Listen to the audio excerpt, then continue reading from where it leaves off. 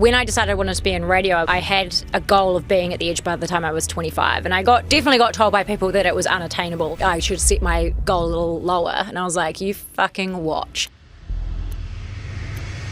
After 18 and a half years, today is Sharyn's last day on the edge. I think radio taught me who I was and that it's okay to let your freak flag fly. Because I was always like the weird one at school. No. At school. Yeah. If I hadn't backed myself to be a smart ass and be like, this guy, then I never would have done TV, I don't think. You're like a queen of podcasting in this country. Success to me is like finding joy in what you do and not dreading, not having the dread of Monday. There's so many things that you can't control and you just have to accept that you can't control them, because the more you try to control them, the more anxious and awful the whole thing is. And what did it cost you? What did radio take away from you?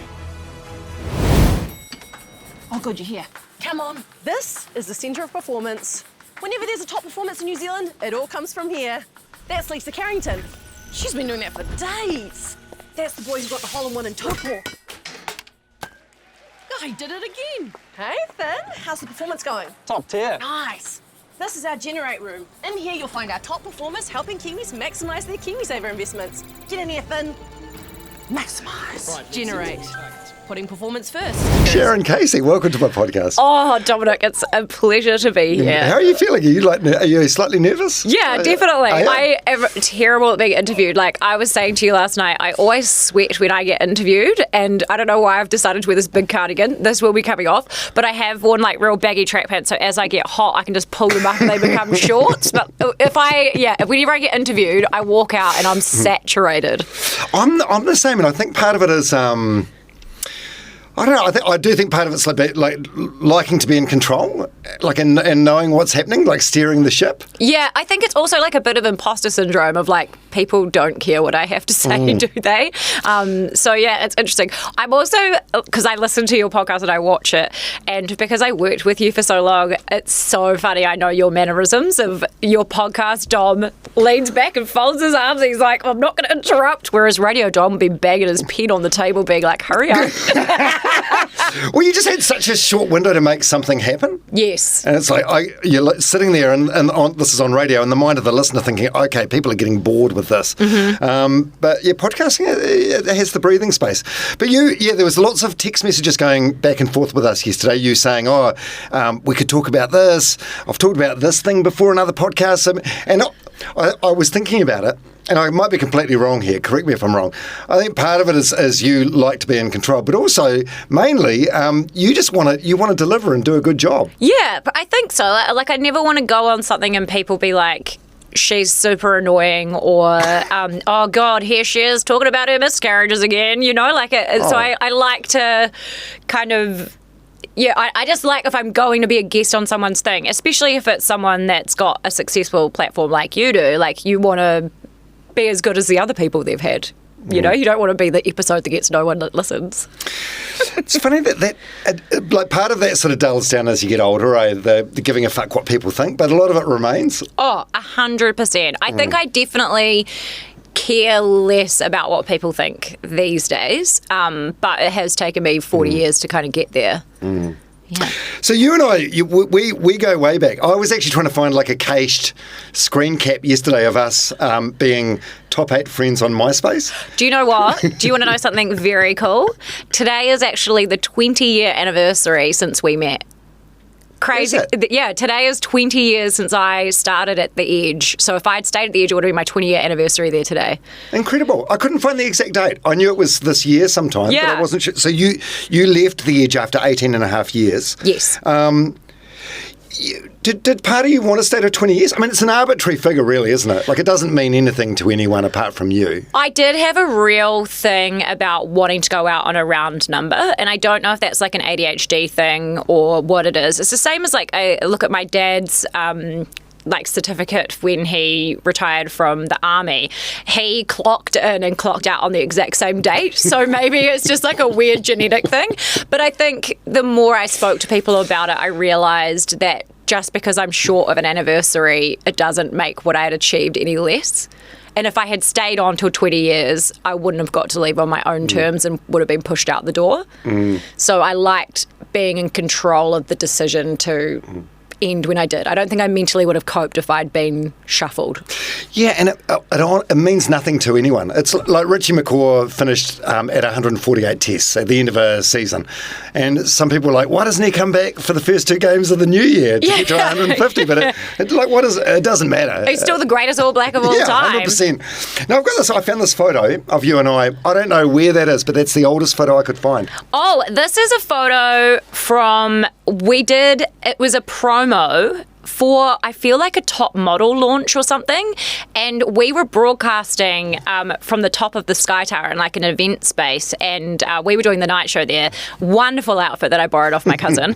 That was also the night that I said fuck on air for the first time, because we started drinking halfway through the show, and I dropped an F-bomb at 9:30, so that was the last time we were allowed to drink alcohol on the show. But yeah, that was a really fun night, actually, and the first time I ever walked on a red carpet. How old are you then? 20. Yeah, so that would have been 20 years ago. That was not long after I started at The Edge. Wow. I have really gotten better with age, I've got to say. I really have. Like, there is a lot of, the Botox is working for me, but this is, I feel like I really grew into my face. How do you feel when you see that version of Sharyn? How do you feel? I feel proud of her because she didn't give up. I'm also proud that I grew out of dyeing my hair blue-black. But yeah, I think if what she knew now, I think that if she knew what I knew now, I feel like parts of my career would have been different in a better way mentally. But yeah, it's crazy. Like, that's just also when I would still be so excited to see you and Mike and JJ at work. I mean, the first time I met JJ, I cried because I was so excited. But yeah, I think I wish that this girl knew now some of the stuff that I knew and had more belief in herself. Yeah, what are some of the key things you tell her?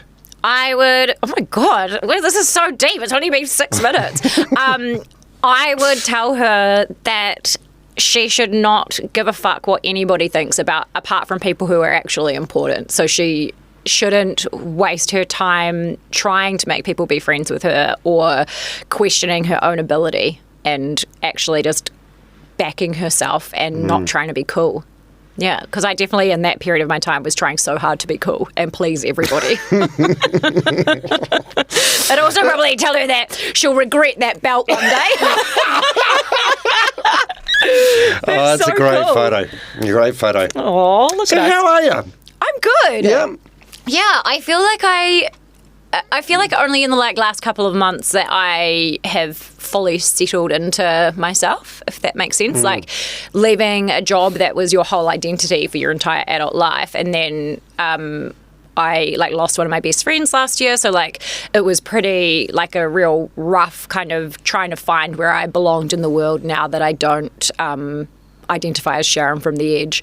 And so I feel like I've just really settled into who I am now, and I care less about a lot of stuff. I definitely, and I don't know if you had this when you left radio, but I'd have these things where I'd wake up at 3 a.m. and think about arguments I had at work, or think about things that I thought were a big deal at the time, or conversations that were an absolute waste of time, like worrying about the fact that we were going to play a 2-minute parody song, and in the grand scheme of things you're like, that would not have affected anything. You should have just let them play the song and carry on, you know? So I think I've just finally settled into myself, and I back myself more than I ever have. Yeah, and that's a great space to be playing in. Yeah. It's good, eh? Yeah, it's I really think so, cool. yeah. So one of the... so I was thinking about this podcast, and there's a lot of sections, and yeah, we'll see how it goes. But one of the last sort of encounters we had when we were working together was a thing called the early morning mow job, where I sent one of our producers round to your house at 6 a.m. on maybe a Monday morning with a lawnmower. Yes. Also, can I say, I looked hot as fuck that morning. My skincare regime was fire, and everyone thought I had makeup on. I was like, no, that's just me in the morning. Not anymore. But you were really pissed off about that, and so was Bryce, and rightfully so. At the time, I was part of me was probably like, oh, Sharyn, she's in the business as well. She needs to fucking, and Bryce is in the business. They need to get over it. Yeah. Now, like 5 years out or whatever, radio 5 years in the rear view, oh my God, I am so embarrassed about that. No, I think it was for me. It's so unacceptable though, eh? No, but it genuinely was part of our job. And I think I really struggled when I first started doing like mainstream TV with being recognised all the time. And not that I was getting recognised all the time, but I felt like the only place that I was kind of safe from having to be on, because I was so paranoid about being accidentally rude to somebody or whatever, was when I was at home. Also, Bryce and I are like psychopaths about our kids' sleep, because we're like, if they sleep well, we sleep well. So anything that would disrupt their sleep, I'm like, no, my child doesn't get up for another 2 hours. What are you doing?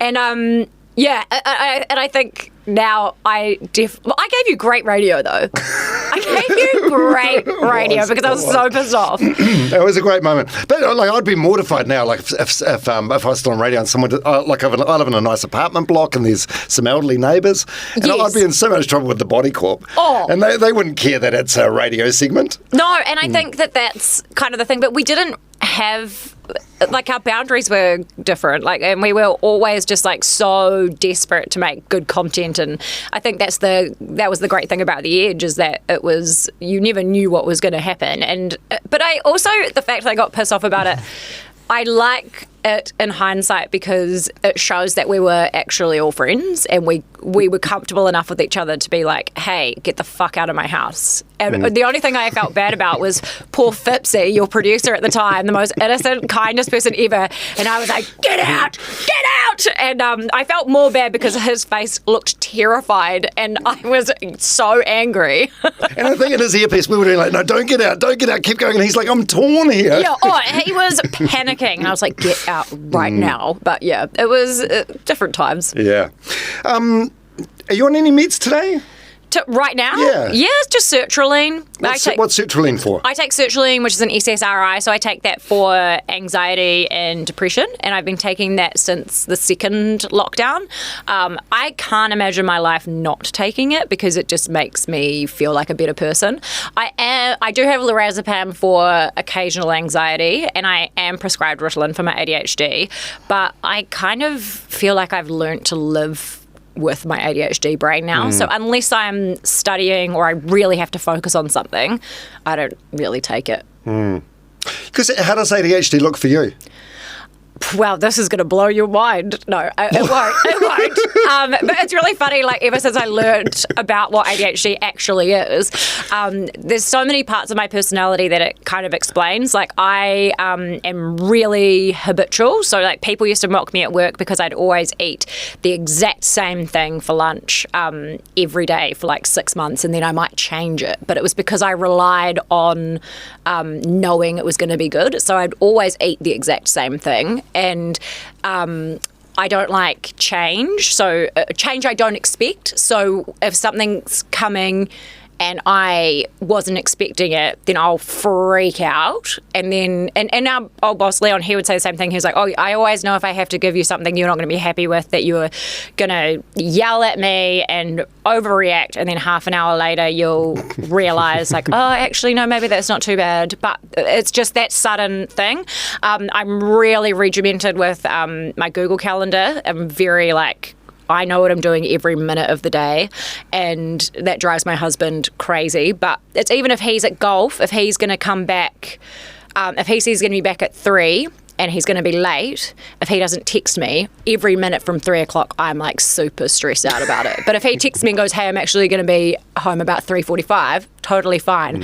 It's just having, I think, reliable expectations. And I also hyperfixate on things. So if I decide I want to do a particular thing on air and it requires a client and someone's not helping me, I will go upstairs to the sales department and find the particular sales rep that I want, and I will write the prop and I will make it happen almost obsessively. So I think those are probably my things, is that I can hyper focus on something, but then also if I've like gone out and socialized, I need to have time where nobody speaks to me. Yeah. So that would probably be how mine presents. I feel like a lot of those are probably strengths. Yeah, Or they could be both. Yeah, I think that's like a lot of things that people have said to me in the past is like, it's my blessing and my curse. It's the best thing about me and the most frustrating thing about me, because it can work in my favour but can also be really annoying. What?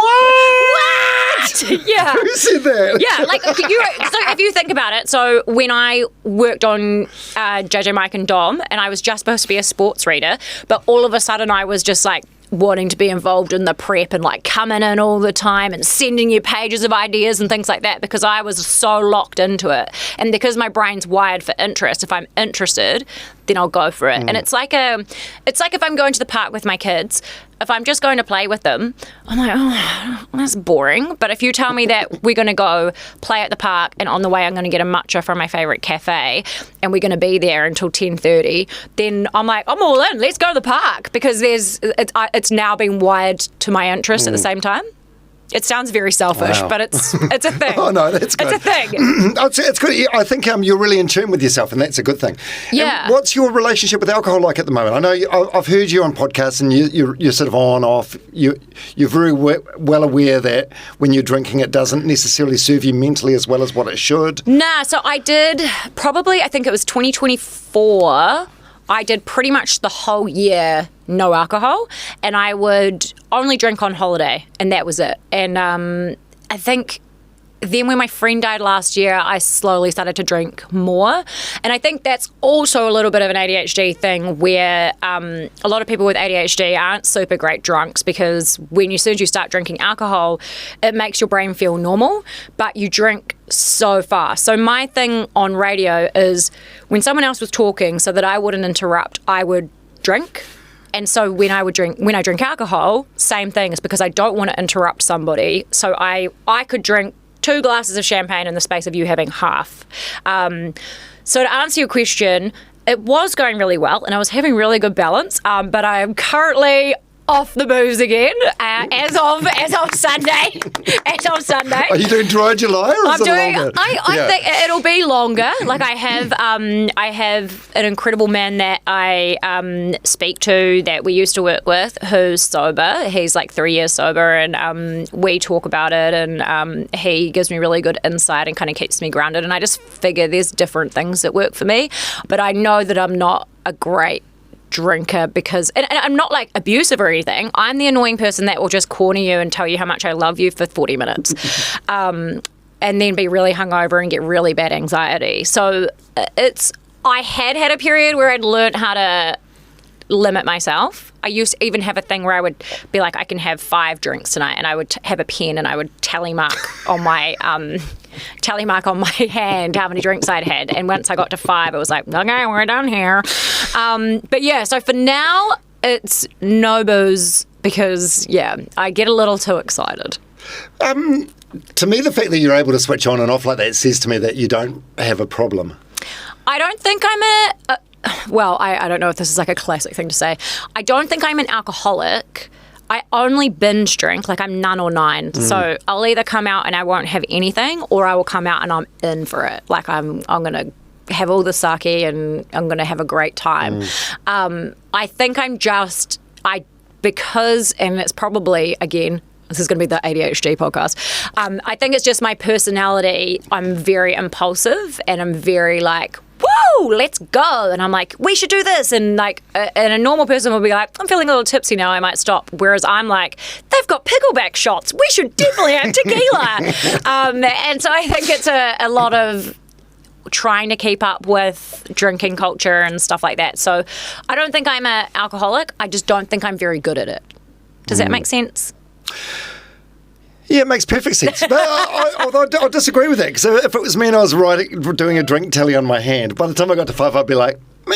Maybe I feel pretty good. No, but it was just about like teaching myself self-control. Yeah. And saying that one of my favourite things to do is And my dad, whenever I say this, is like, that's a weird thing to be your favourite thing about me. But one of my favourite things ever is having beers with my dad, and everyone else is like gone to bed, and we have beers outside and have a couple of ciggies and have, it's like the one time that we'll have like a really deep and meaningful chat. And like some of those are my favourite memories ever. Like I remember one Christmas we drank like a bit of champagne on like a Boxing Day, and then Dad and I went to walk the dog, and then and it was like 9 o'clock at night, and we start walking the dog, and it will always be one of my favourite memories. And we get to the corner, and I was like, Dad, did you bring your ciggies? And he was like, no. And I was like, hold the dog. And then I ran across the road to the petrol station, bought a pack of ciggies, and then we just walked around my suburb smoking ciggies and chatting and walking the dog. And we didn't know, we were gone for like an hour, but it's one of my favourite memories of my dad. Cool memory. Yeah. See, there's something quite beautiful about that. Yeah. When was the last time you had a party dart? A party dart? Like a ciggy. Oh, a week ago? Oh, yeah. A week ago at my friend's 30th, I walked outside and someone was smoking a ciggy, and I was like, oh my gosh, analog, let's go. And I was like, give some of that. And it tasted gross, but the thing is for me is that like I like the art of it. I like the taking it out of the packet and putting it in my mouth and lighting it. And I like the art. I love the conversations. Like the best conversations I've ever had are probably in a smoker's corner. I've met some of my greatest friends outside. So I like the art of it. I just don't like the actual shit in my lungs. But yeah, you know it's bad. Yeah, last weekend probably is my last party dart. Wow. This is not your last ever, but the last time you had one. Yeah, that was the last time I had one. Yeah. But not the last one. It was actually like 2 weeks ago. Okay. Yeah, 2 weeks ago. This is a solid start. 20 minutes. 20 minutes. We've already discovered. We've already touched on mental health, alcohol, and smoking. Yeah. And we're going to go deeper. Okay. Let's get back to the earliest years. So you're from Timaru? Yeah, so I was born in Porirua, and we moved down to Waimate, which is like an hour and a half, 45 minutes from Timaru. And we moved down there when I was 3, which is where my dad's family is from. And then we moved to Timers until I was 13, moved to Christchurch for 3 terms, and then moved to Wellington. Now, I still have you in my phone as Sharyn Wakefield. Yeah, so many people do. Just haven't got around to changing it. Yeah, I know. Like my best friend Abby still has me as Sharyn Wakefield in her phone, and I've been married for 16 years. Has it been that long? Yeah. Wow. What are your earliest memories of radio? Like it was a love affair with you, like a lifelong love affair with you. Can you pinpoint where it started? Listening to Rick Dees in the weekly top 40 in the car. Like I used to love listening to like the Morning Pirates on Hodaki. Port FM. Oh, okay. They ripped it off. Port FM down in Timaru, and it was this guy Bazza Ross, and he was just like a local celebrity. He's actually my friend Jess's dad, but they were just so funny, and they would come to our school, and they just like seemed like they had a really fun job. But then I started to religiously listen every Saturday to the Rick Dees weekly top 40. This is so weird, I learned how to shave my legs properly by listening to Rick Dees the weekly top 40. At what age? I would have been 10. And like, because I'd always cut myself on my knee, and he was doing a question and answer segment, and he was like, when you shave your legs, when you get to your knee, you want to go sideways, not up and down. And I, to this day, at 40, still shave my legs sideways on the knee. This is pre-TikTok, by the way. This is pre-TikTok. So I started doing my own like radio shows. My dad used to have a dictaphone at work, and he would bring it home, and we would sometimes accidentally record over his work stuff, but I would record radio shows on his dictaphone, and I have some of them now, and they are humiliating. Like I did a scandal update where I was talking about how Rachel Hunter farted at a party, and so Rod Stewart dumped her and started dating Nikki Taylor, who was a supermodel at the time. But I just kind of fell in love with it then, but it always just seemed like an unattainable dream, you know? It's like, I want to be a pop star, but you'd never actually be a pop star. Would you describe yourself as like an introvert or like a show-off as a kid? Well, I mean, I think I'm an introverted extrovert, which is the most annoying thing ever. But everybody in my family would say, definitely as a kid, I was a show-off, for sure. I was a performer from day one. And what did success mean to young Sharyn? Like, what would that have looked like? I don't know. I think just being happy. Yeah, being happy and being able to like buy McDonald's whenever you wanted to.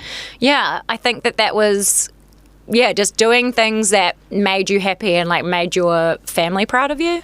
Yeah. 'Cause in terms of goals, like you sort of your dream, you aspired to work at the edge, and you got there, and it's like at 40, doesn't part of you look back and go, I should have set my goals higher? Like No, because it was so I had this dream I remember the night before I started year 9 at school, and my dad goes, when do you start studying for school C? And I was like, tomorrow. And he was like, that's right, from day one. And like Dad was always like, if you don't plan it, it doesn't happen. If you don't have a goal, you won't get there. And so I sadly did not apply myself, and I left school when I was 15. But when I decided I wanted to be in radio, I had a goal of being at the edge by the time I was 25, and I definitely got told by people that it was unattainable and I should set my goal a little lower. And I was like, you fucking watch. And 6 months later, I got my first job at the Edge when I was 20 doing the night show. And I would always like walk around and be like, people were like, how are you? And I was like, living the dream. And I would like make sure, is that my phone or your phone? I think that's mine. Oh, okay. No, you're fine. It's from JJ. JJ, you know I'm in a podcast right now. JJ! Unprofessional, fiends. Airplane mode. Sorry, that was unprofessional of me. No, you're fine. No, Sorry. I thought it was my phone, so I didn't want to get in trouble. Where was I? Oh, yeah. So I would walk around the building and people say, oh, how are you? And I was like, living the dream, living the dream. And it would be like kind of a mantra to myself to always remember that what I did was a privilege and that I shouldn't take it for granted and that I was living out my childhood dream. I mean, definitely there were days where I was like, this sucks and I hate it and I want to quit. Like, that's a normal thing. But I never ever looked at it being like I should have aimed higher, because I don't think I could have got higher than where I was at the Edge. I mean, Yeah, I didn't mean that in a dismissive way, but like I know what you mean. I've had Sir Peter Beck on the podcast, you know, from Invercargill, founder of Rocket Lab. Yes. So this kid from Invercargill wants to send rockets to space. So the point being, like, you set this goal and you achieved it, and then you're like, I don't know. Like, if I set my goal to be like an Oscar award winner, could I have done that? Yeah, I think this is. Don't you? You're gonna love this. The only thing that I wish. No, I'm not saying it. What, Grammy award winner? Grammy award winning artist? The only thing that I wish I did was pursue music a little more. Because I used to write songs as a kid. I recorded a song and sent it to Maddie J. Rice, who was managing Kaylee. It was the worst song ever. But that's one thing that I wish I had pursued, because like whenever I go to a pop concert, I'm like, just for one night I would love to be that person on stage and just perform. So I don't know if I've heard you sing properly, but a lot of... Excuse me, remember when Chang and I won the Christmas song competition? We nailed it. I was really good. I can't. My memory. There's like segments and moments on there that I can't even remember. But lots of mutual friends of ours have told us that you can sing. Have told me that you can sing really well. Yeah, but I don't. Legit. But I'm really like, when I grew up, every single night I would be performing in my bedroom or in like what we used to call in the 90s the rumpus room, and I would perform in there every single night, like a full show. And without fail. And I had to get my dad to build me a microphone stand, which he made out of like a 5-litre margarine container, some river rocks, an old umbrella pole, and a deodorant can. And that was and I was like, excellent, I can now do like the Spice Girls Too Much dance because I don't have to hold the mic. Then I bought a head mic. Like I used to do full shows, and I would just perform down there for hours. I'd eat dinner and then just perform. And I loved it so much. But I think also as soon as I went into radio, I was like, there's no point making music because no one's going to play it. Also probably wouldn't be very good. I rate myself that I thought people would even listen to it. But I definitely, that's definitely one thing that I wish that I had pursued. Is it too late? Well, I don't know if people want 40-year-old pop stars. I mean, come on. Pig's having to do some bloody acrobat stuff to still get people, you know, like, look, Katy Perry, she's still trying her best. But does it need to find like a place commercially? I mean, no, but also, like, I'm not writing or making any music that's good enough for anybody to hear. I don't think. But it is one thing that I'm like, I wonder if I could have been good at that if I'd actually tried. Yeah, that's the point I was making. Like, you just don't know. Yeah. Like, everything you've set your mind to, you've been able to do. So yeah, you just wonder. Okay, well, look out, guys. I might have to get in the studio. So, 20 years ago today, you started at the Edge and you left at the end of 2024. What was the decision-making process? I never felt truly myself after coming back after I had my second child. I think that whole pregnancy and experience was like so traumatic, and then I came back, and I think like when I had Tyson, nobody filled in for me, and so when I came back the second time, I'd been gone for 9 months. Most of the time radio announcers take 3 months off. I took 9, and so everyone gets into a new groove, which is totally understandable. And so I came back and I kind of just felt like a spare dick on the dance floor, but I still was having my bosses saying, Sharyn, you need to do this, you need to do that, you need to do this. And I'm like, well, I don't know how to do that because I feel like I'm stepping on everyone's toes because everyone's in a new thing. And so I got into my head about it, and I was just like highly anxious, and also knowing that it was really hard for Bryce at home balancing 2 kids. And then just the more that it went on, I just realised I always wanted to go out on the crest of the wave. I wanted to go out on my own terms because I knew I'd handle it better. And I kind of just got to this point where I was starting to feel like it was time, like you just kind of get that feeling. And then I was going through a lot of stuff in my kind of personal life, not my relationship, but like with friends and stuff. And there was like a morning where I had to do a pretty hard thing for a friend, and then I just came to work and was like, I don't have anything left for this anymore. Like I just don't love this anymore, and I don't want to do it anymore. And we had this like big conversation, like Leon, our boss, and I, and we had a big conversation about it. And he was like, well, obviously as a boss you've got 2 years on your contract left, so like I would want you to stay, but as a friend I'm like, you should cut it. And so yeah, and then I just kind of rang Bryce and said, I think I just quit my job. And he was like, oh, okay. Because I had almost quit like about 8 months beforehand because my show was going to change again. And I'm not good with change. And I was really happy in the show that I was in. And it just kept changing. And it was like every time you have to launch a new show, it's like hard work. So I couldn't put myself through that again. But I was really lucky. Like I ended my career working with Steph Monks and Sean Hill, and they're 2 of the like loveliest people to do a radio show with, and we had so much fun. And yeah, it was the perfect way to go out. How scary was it though? I'm thinking like fear of loss of identity, loss of income. Do you know what? The only thing, I thought that would be a thing. I thought I'd be begging to go back on 6 months later. And it was weird. Like when I walked out of that studio, I just felt this huge weight go off my shoulders. Like I've got a video when I like walked out and was like, oh, and you can see me literally just go, oh my God. And then I haven't had any regret. I haven't had any, what did I do? Who am I? I definitely listen to so much more radio now. Like I would never listen to any other drive shows unless I saw it on social media, because I feel like at the Edge for a little bit we got into a bit of a bad habit, and you probably remember this too, of looking sideways, of looking what ZDM were doing and stuff. And I was like, I just want to focus on myself and know that I've left everything that I can. I've done the best that I can on the floor. And so I just wouldn't listen to anything unless I saw it on social. Like I didn't even follow Brie and Clint until I left the Edge. And Clint's like one of my closest friends.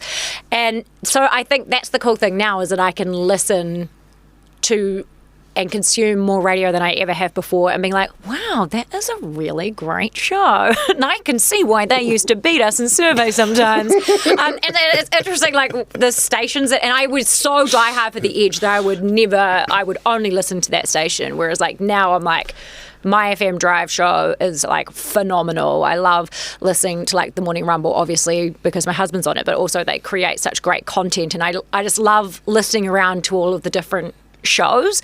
But yeah, I never got a chance to listen to the My Drive show before. And I don't know if you heard it. So it's like Randy, Nate and Shay, and it's genuinely the funniest radio show in the country. Like no offense, Bryce, every day, but Bryce does this as well. Every single day, if I haven't heard their show, I go to their Instagram page and see what their video is for that day, because I will guarantee cry laugh. It's so funny. Wow. And I never would have got to listen to that if I was still on the Edge. Yeah, because you're on it at the same time. Yeah, and I hate podcasts. But also you just wanted to have blinkers on because you didn't want to be... Yeah. You didn't want to see what they were doing and be swayed. And I also hate radio podcasts, which is so weird. But it was because I would listen to a radio podcast and be like, play a song. You know, and so I wouldn't listen to like a radio podcast. And so now I'm actually like consuming Hamish and Andy podcast, had never listened to it before, even though they're like the greatest radio announcers ever. I just couldn't get out of like, play a song now. My brain was too conditioned. I think that the big surprise for me on the other side was just when you're in there, like it's everything. Like I'd wake up on the morning that ratings results come out, I'd feel sick all vomit. morning. Would you actually vomit? I would vomit. And then when you're out of radio, you realise it's actually really hard to find the figures. Yeah. I'll get a pop-up on my phone from New Zealand Herald saying, Hosking does it again. Oh, yeah. But otherwise, you got no idea. So some days it felt like my whole world was imploding. It's like, there were even days where I offered my resignation. It's like, look, we're down 2%. I'm prepared to walk. Yeah. If you think that's what's best. And you look back now and it's like, no one fucking cares. No, and that was the thing too, is that like I would get a ruler out and I would go down and I'd look at every single number and pick every single piece apart. Whereas what I should have done is just waited for the press release that they'd send around work, which had all of the good things and nothing of the bad things. And like I got to the point in the end where I would walk in and be like, are we happy or sad today? Like, what's the vibe here?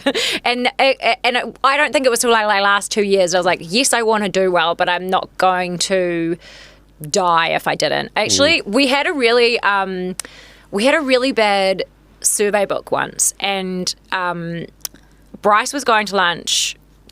This is going to sound name droppy, but Bryce was going to lunch with Sam Cane, and he was All Blacks captain at the time, and I couldn't go, but I said to him, I was like, can you ask Sam, like, how do you like when you have a bad loss or something that you just keep going? And this was like years ago, so before that last World Cup.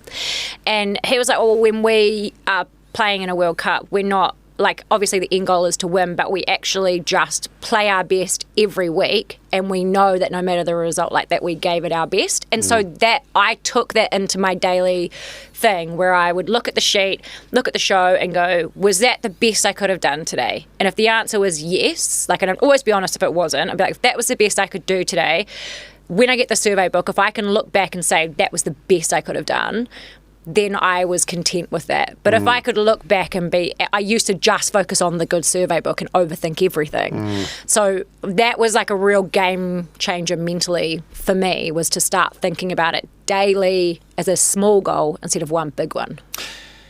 Yeah, well, there's so many other variables that come into play as well. Yeah. That are completely and utterly out of your control. Totally, and it's like, and radio surveys are still done so old school. Yeah, it's like literally you're relying on people in a generation that have no attention span to sit down and tick every single hour that they listen to the radio, and then that's what people's careers literally live and die from. Like, that drives me crazy. And TV ratings are even worse. Like, we're even with digital TV, I don't know if it's changed now, but it used to be like there's 1,000 people in the country that have a TV box, and that works out to be your whole rating. Or whatever. So, yeah, it's an interesting one. Like, it's wild. I remember one year, JJ, Mike and myself and Leon, who was our boss, we were in LA for a conference, and at the time, the story broke in New Zealand that Grant Kiriyama was giving Jonah Lomu his kidney. What a time. Yeah, and so Brent Impey, who was the boss of our company at the time, he's now the chairman of RNZ, he phoned Leon and he goes, ZM's giving Jonah a kidney. What are you guys doing for this fucking survey this year? That's right. And I remember there always used to be like a fight between like JJ and another female announcer of like who was going to get the Women's Day cover.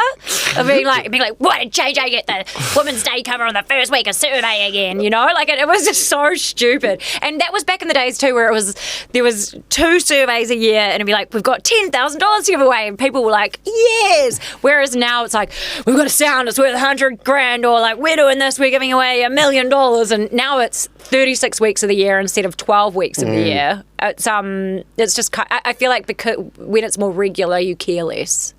Well, not care less. Well, it's just not sustainable. You can't put all your marketing budget into 2 6-week blocks per year. Yeah. When do you miss it? Or radio? Do you miss it at all? Not really. Are there moments where something amazingly funny happens in your private life and you're like, oh, that would have made a great segment? Because I could just put that on my Instagram or my podcast, or I can give it to Bryce. I do love, like, don't get me wrong, I love going into a radio studio and getting behind the mic and having a little like and walking out.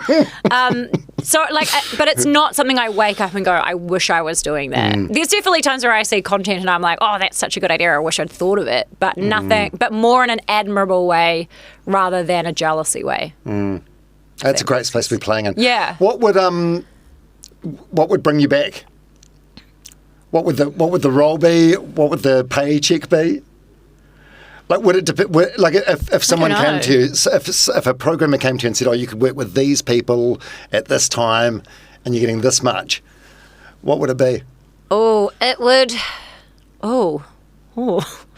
It would be $1 million. $1 million. No, a car park.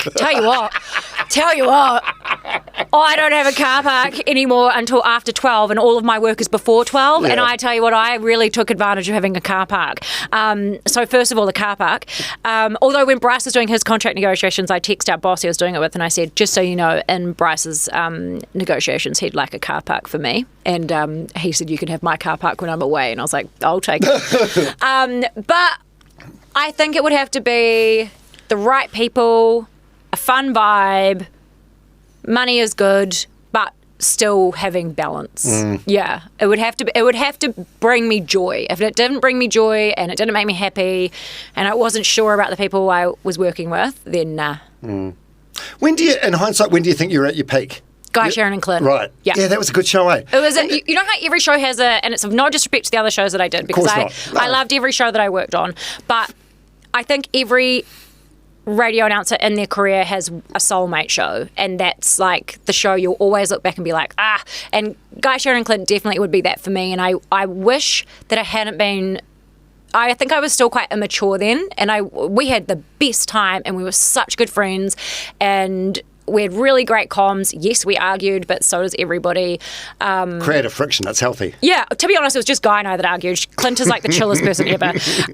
But we're still really good friends. And I think that was the basis of it, was that we were really good friends, and we were kind of underdogs coming in after Fletch and Vaughan, and people thought we would fail, and we came in and had the best drive ratings that The Edge had ever had. And we did that consecutively for like 3 survey books in a row, and it was a really exciting time, and to be part of rebuilding The Edge, which you were part of as well, and rebuilding this whole new, like, real vibey, positive culture. So that was definitely, I think, my golden time. But there's nobody that I look back and say I didn't enjoy working with them. Like, I enjoyed working with everyone, but I do think that in terms of, like, personality, sense of humour, friendship, Guy, Sharyn, Clint was probably where I felt the most, like, joyful. Yeah. Yeah, but I've worked with brilliant people. Oh, yeah, of course, it's not taking away anything from them, but you just know when you're at the absolute peak. Yeah. I was on Breakfast at the time. I think that was the JJ, Mike and Dom show. Yes, it was. And because people might find this hard to believe, but like our paths would be like ships in the night. We'd see you maybe at a staff meeting on Monday, and that was it. So I didn't have a lot to do with Guy Williams. What's he like? He is so misunderstood, I feel like, sometimes. Like, he's definitely polarizing, I think. Like, people will, and he's actually been diagnosed with ADHD, and he's much more chill now. But he was like me in the sense that he can be impulsive. Like, I think he did some tweets about you once, and then him and I had a little bit of an argument about it at work, and I was saying to him, I was like, no, Guy, this is why you can't say that, and this is why it's rude, or whatever. And remember, he came around to your house, and you were having a family dinner, and he apologized to you face to face. I do remember that. I've forgotten about that. But that was so awkward. I felt awkward on behalf of him. Yeah, but just the timing and everything. But that's the sort of person he is. If he realises that he's upset somebody, he won't care how awkward it is. He will go and apologise to you. And Guy is like so intelligent. Like, his intelligence level is off the charts. But he's also really kind. He's probably the best gift giver ever. He's thoughtful. If you're having a shit time, he will check in. Because I was in hospital and I was pregnant for like 7 weeks, and he would text me every couple of days. He would tell me to call him if I wanted to laugh, and he'll always answer a cold call. He's actually a really great, nice, sensitive person. But because people just see his performance persona, that's what they see. But he's actually a very deep thinking, very intelligent person. Yeah, and he's so much fun. Like, we went to dinner before Sharyn Sean, who I was working with at the time's 30th, and it was just the two of us. We got so many weird looks. We didn't realise until afterwards that people thought we were on a date. But it was like, no, we just have a very weirdly close friendship. We're just having dinner together. So great. That's so awesome. Yeah. It's a really nice endorsement. I don't know if he'll get to hear this or not, but that's I think him hearing that about himself would be really special. He'd hate it. He hates. Really? He doesn't like compliments. Like he doesn't. But you look at his. He's got such a beautiful family. Like, and his father passed away at the start of this year, and his dad was just like such a genuine, kind, comedic gold, hilarious person. But he just thought the world of like his family, and his brother and his sister are so lovely as well, and they're all just so like, I don't know how so much creative talent comes out of one family. Oh. Yeah, they're like the Barretts of entertainment. They actually are. Actually, I saw an ad on TV the other night for some solar panels or something with the Barretts on. Oh my God, that is the best ad ever. They're pretty entertaining. That's one of the best All Black ads I've ever seen. It is hands down the best. Like, their dad, Smiley Barrett, give that man an Oscar. Like, that ad was the funniest thing that I have ever seen. And their comedic timing is so good. And you would think that Smiley would be the one that was awkward, but he was the most comfortable. But it was, I love that ad so much. I've watched it so many times, and it just brings me so much joy. So do I. So, radio, what do you think it gave you that you were searching for?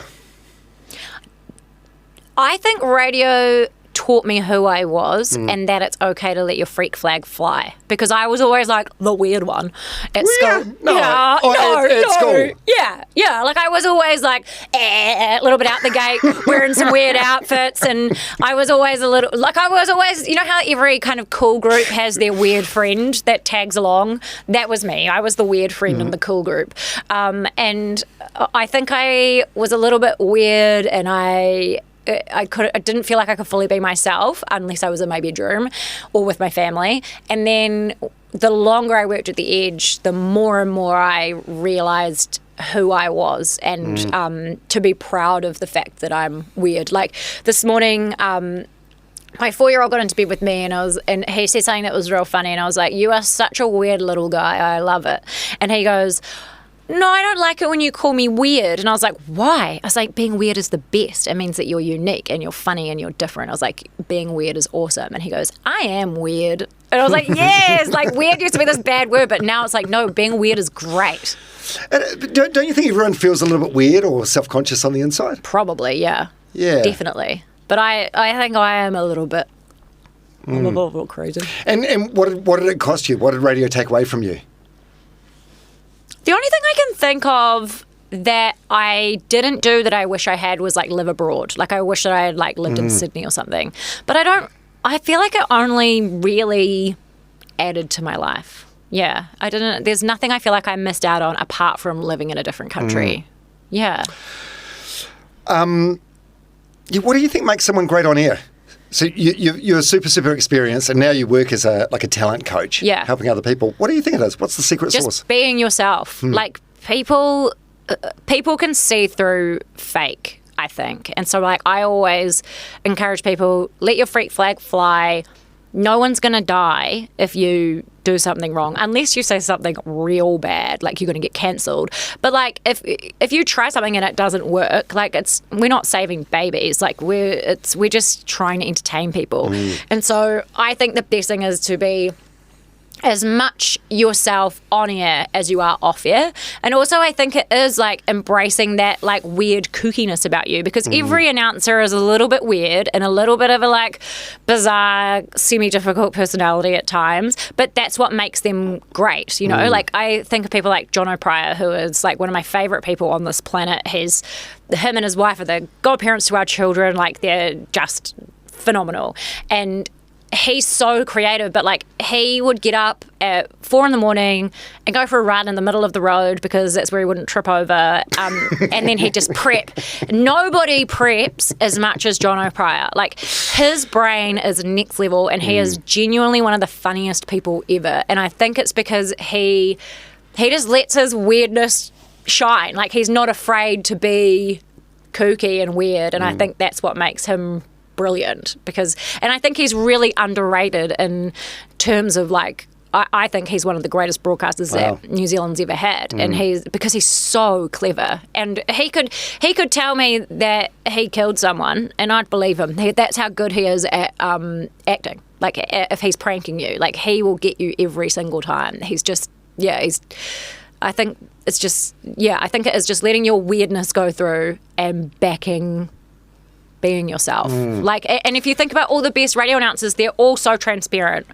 All the ones that have had big careers, like, they're all very transparent. Like you, Feeney, Mike, like, all very heart on your sleeve. This is who I am. And the ones that don't tend to last are the ones that just, you never quite know who they are. Like, a great radio announcer, you should be able to name 10 things about them. That's what I think. Also, I think there's some perfection in the imperfections. So the more vulnerability you can show, like, people like it. They go, oh, thank fuck. Like, she's a freak like me. Yeah, all you want is for, like, all your goal should be is to make somebody feel something, whether it's to make them feel happy, to think about something, make them feel sad, but at least they felt related to, they might feel excited. Like, the goal is just to make someone feel something in a genuine way. Whereas I think back in the day it was just to, like, shock people and make them laugh. Whereas now I think people more want genuine, real... Like a connection. Like, to feel like you know the person. Yeah. Is there a career mistake that taught you the most? Well, one of them is definitely when I said cunt on Dancing with the Stars. I've got a whole card about that. But that's... Fuck. Okay, we may as well get into that now. So you meant to say count. Yes. And you accidentally said cunt. So it's not like someone heard you on mic say, what a cunt. Yeah. But I saw that at the time. I was watching it live and I thought, oh, fuck, Sharyn's going to beat herself up about this. Oh, yeah, Sharyn cried. Sharyn cried. No, because so what happened was that we had done, you'd always do like a script run through. And I knew the script, I knew what was happening. But then as the auto cue started playing out, someone had gone and edited the script, and while they were editing their stuff, edited my stuff, and so the wording was slightly different and I slurred on it and it sounded like I said cunt. And all I remember is Chang, who was my producer at the time, standing up behind the big camera and going, bah! And I'm cracking up. Do you know the person that put it on the internet? Chang. And Chang put it on the internet. And then I went backstage and I was like so upset because I was like, oh my God, I'm going to get fired. I'm never going to work on TV again. Like, I finally got my break and I fucked it. And Pam Corkery was one of the dancers on the show at the time. And she came up to me and she goes, you've got two choices to make. Feel sorry for yourself and feel embarrassed, or find it funny, because it is funny, and own it. If you own it and you find it funny, it's going to die faster and it's going to live differently than if you feel bad about it and get upset about it. And that was a real, because I would have just felt upset. And then I really thought about it, and she was like, I really encourage you to find it funny. And then she kind of just walked away. She will not remember that conversation because it would have been such a small conversation to her. But to me, it completely changed the way that I looked at mistakes and criticism. And I was like, oh, you've just got to laugh it off. And now it's just the gift that keeps on giving. It's great. It's great. Well, you were so mortified about saying the C word on TV. You just in this story, you've said the actual word about 6 times. Honestly, sorry about that. Was there, like, anyone that's worked with you knows how much you wear your heart on the sleeve and how much you overthink these things. Was there no one there at TV3 or on Dancing with the Stars that, like, came to you immediately to sort of talk you down? Yes, definitely. So I remember Hayley Cunningham, who was our executive producer at the time, she was on the floor. So we had 2 producers for dancing. One was in the truck and one was on the floor. So John was in the truck, but then so Hayley came to me straight away and she was like, don't worry about it, it's fine. And I was like, no.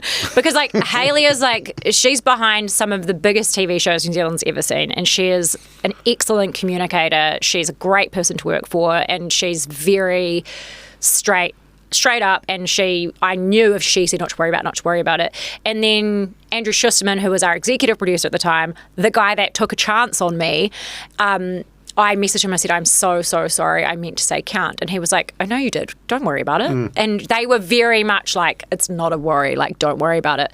Because I felt, because of the way that I had got dancing, I felt like I really had to prove myself, because how it happened was, sorry, this is a bit of a tangent.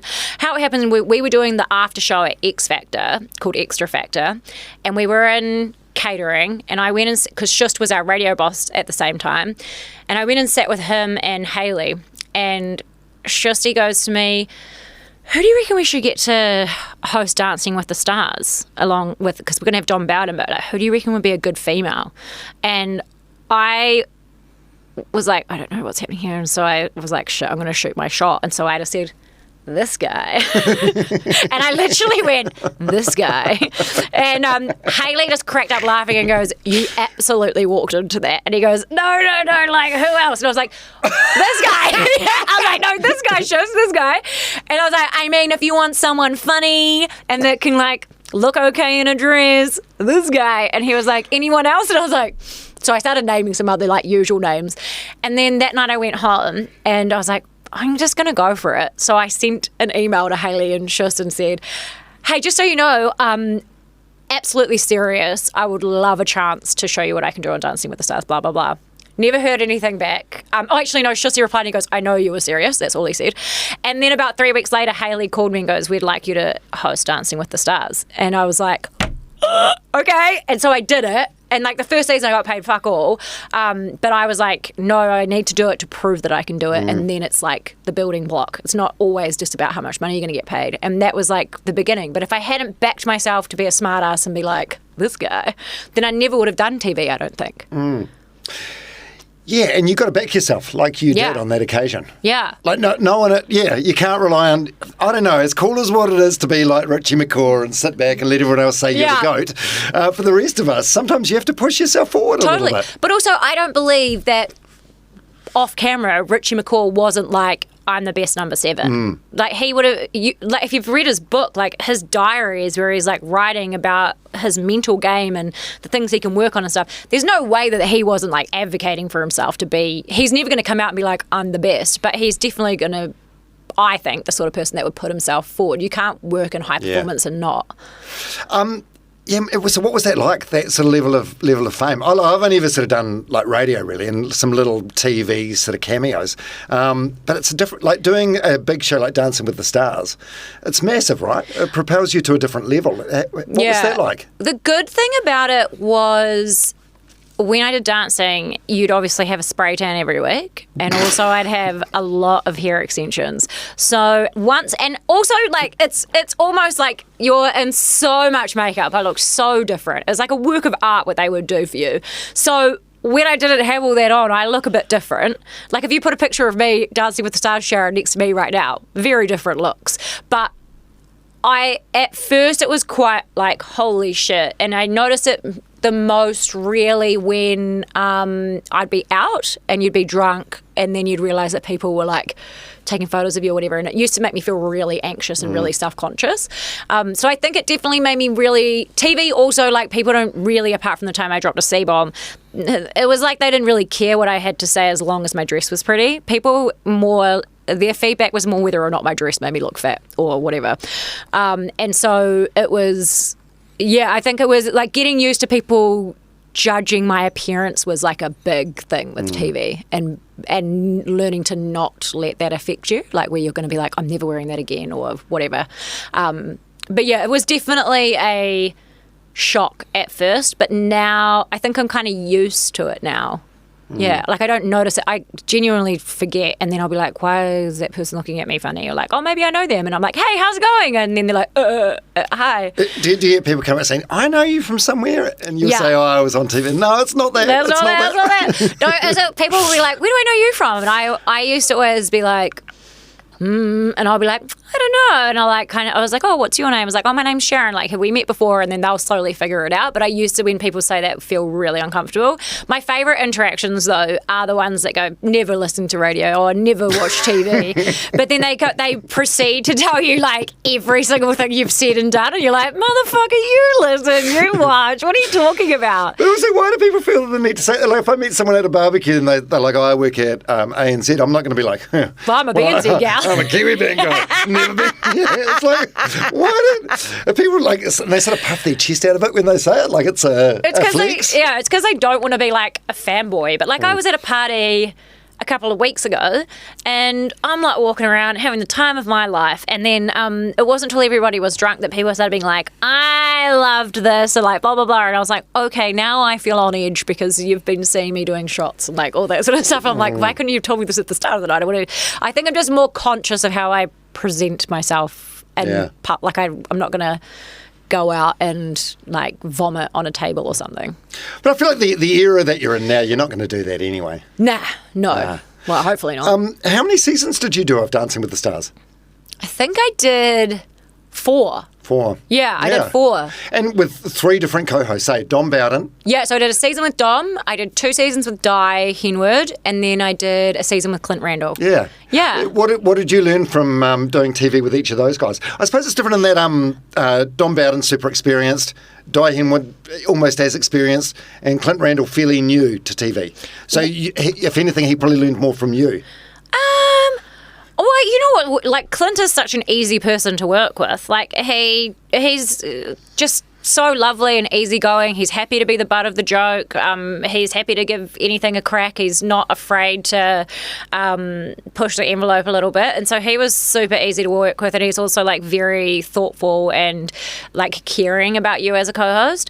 Dye Henwood is one of the most phenomenal people ever. Like, I remember our first script meeting, and because it was very traditional that with TV that the male would open the show and the girl would sit there and be like, and I noticed in the script that I was opening the so we did the first script meeting, and then I noticed for the second show that I was opening the show, and I was like, oh, okay, I'll front foot it for everyone so people don't feel like they have to be sexist and be like, oh, Sharyn's not supposed to have the show. And so I was like, oh, I just noticed, just to start it, just so you know, it's totally fine that you've got me opening the show instead of Dye.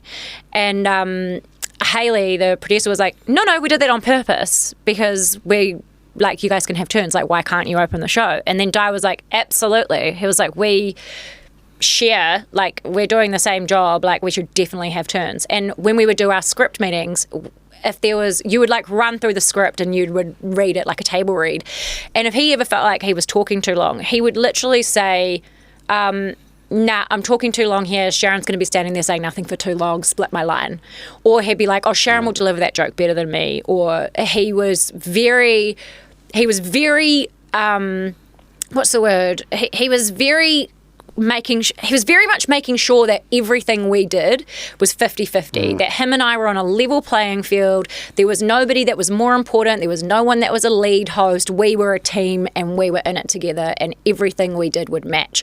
If I had prepped some questions, he would always read what my questions were and make sure that he didn't ask them. And if he accidentally did, he would always come over and be like, so sorry, I did not do that on purpose. And like, that doesn't always happen in TV.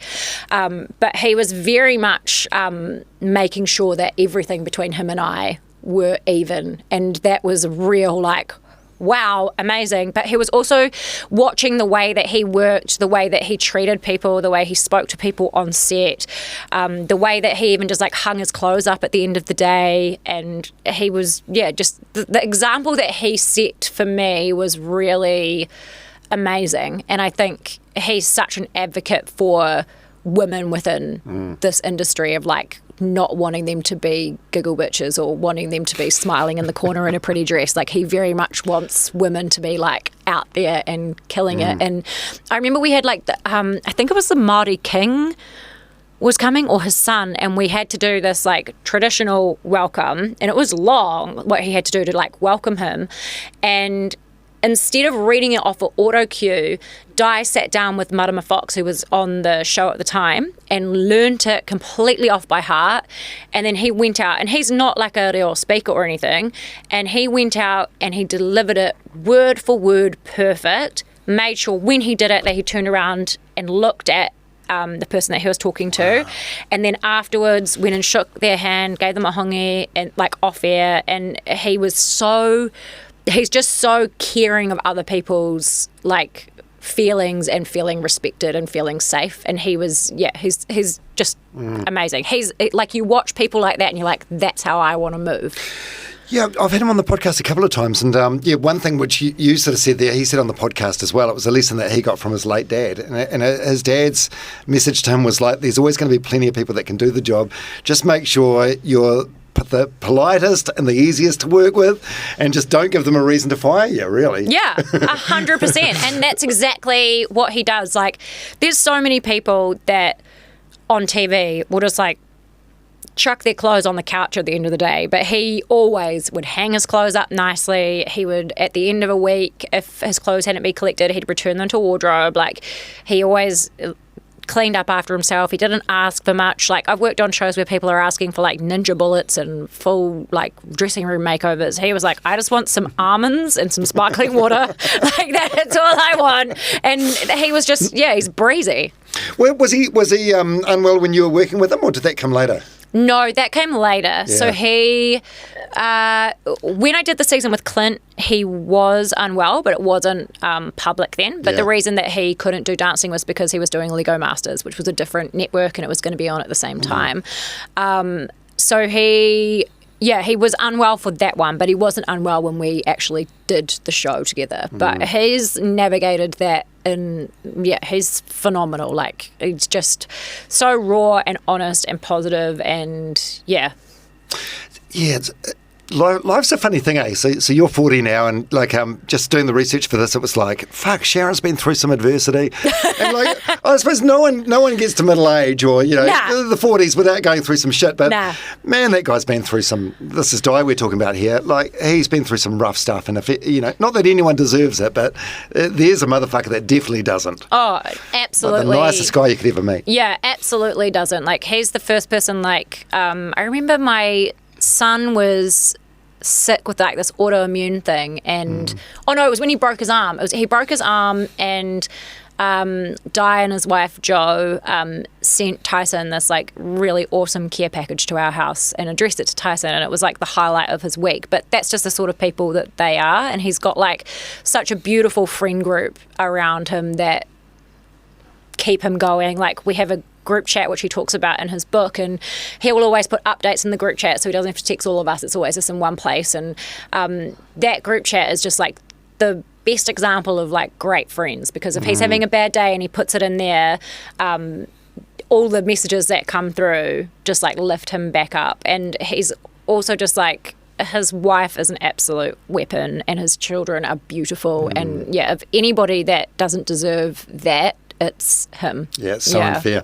That care package thing that you're talking about, him like getting one delivered to you, does that happen to you a lot? Like, quite frequently? Where people send me care packages? Yeah, care packages and gifts and... Nah. Doesn't it? I mean, like, I'm a care package person. Oh, that's why I bring it up. Yeah. Like, I'm a care package person. I will send a care package. I will drop off soup if you need it.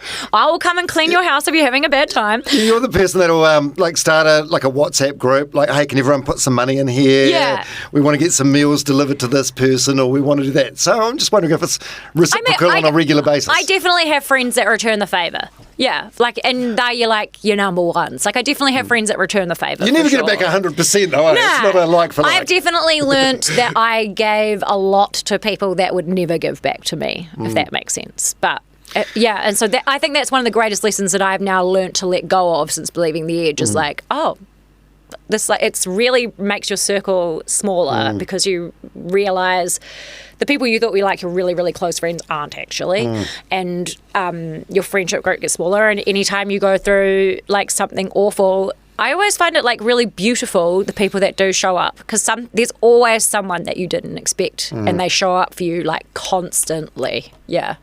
Yeah, so many relationships in life are sort of transactional or circumstantial. 100%. And then it's a good purge in a way. Like, and the circle gets smaller and smaller and smaller. But it's like I don't know what your circle is, but say my tight five, it's like I know they're there 1,000%. Yeah, and it's like when I was finishing up at the Edge, like I got more messages from you and Feeney than some other people that I would have thought would have been there. Or there's definitely things that I look back and I go, I move differently to you. Like, we move in a very different way, and I'm always going to be a cheerleader for people, and especially in media, like, you don't get told that often you're doing a good job. People are very quickly to tell you're doing a bad job. So I will always, like, cheer on my friends and support my friends and share their content, and, like, if they're launching something new, being like, go listen to this, or go watch this, or go read this. Like, I'll always do that. But I have definitely noticed since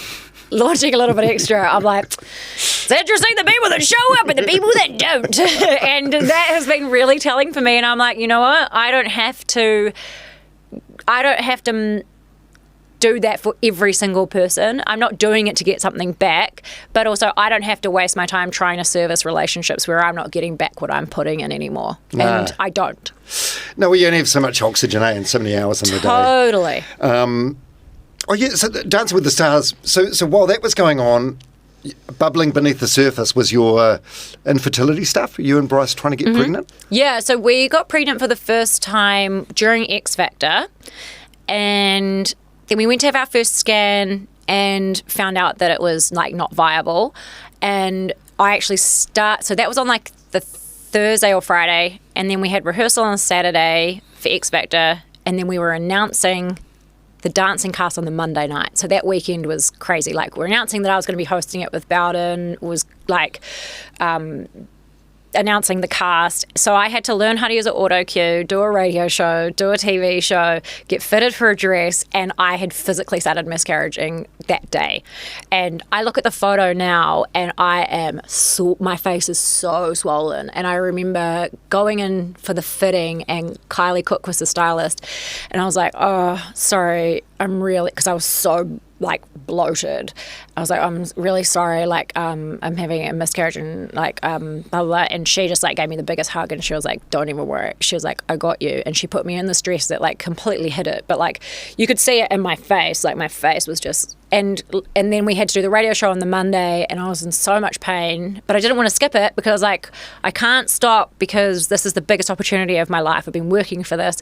So we were doing the radio show, and, like, Guy and Clint were literally heating up wheat bags for me during the radio show, and, like, making sure I had stuff. And, like, between songs, I'd be like, I'd get my makeup fixed, like, so many times, and, like, people would come in, they put a curtain up, like, our director would have, like, got a curtain for our dressing room. Our dressing room didn't have a curtain. And I would be bawling my eyes out, and people would walk in, and, like, either Clint was, like, holding me while I was crying, or Guy's holding me while I'm crying, and then Tanya, the makeup artist, is coming in and, like, fixing everything, and then we're like, okay, let's go out and do a show. And you just did it because you're a performing monkey, so you just switch it on. So that was, like, the first one, and then it was kind of, I think it was, like, 6 months later, we got pregnant again, and that just naturally didn't work out. And then we got pregnant again with a little boy that we called Sharky, and we lost him at 9 weeks. But we went and heard his heartbeat at 6 months, but it just wasn't strong enough. And so we had to go back, and it was just like, you just slowly heard his heart rate kind of fade out to dust, really. And so that's when I got a D&C where they take the baby out. Dilation and curettage? Yes. I don't know. I don't know the actual words. But that's where we met Amar, who became our obstetrician for our pregnancies, and he figured out that I had a septum in my uterus, which basically, like, your uterus is like this, let's say, and this was basically stopping the blood flow. So you would get pregnant over here, and that would be like, oh, I'm pregnant, and then this side would go, it's time to have our period now, we're not pregnant, and then it would make you miscarry the baby. So he saw that when he was doing the D&C, and he was like, I can fix it. And so he went in, he fixed it.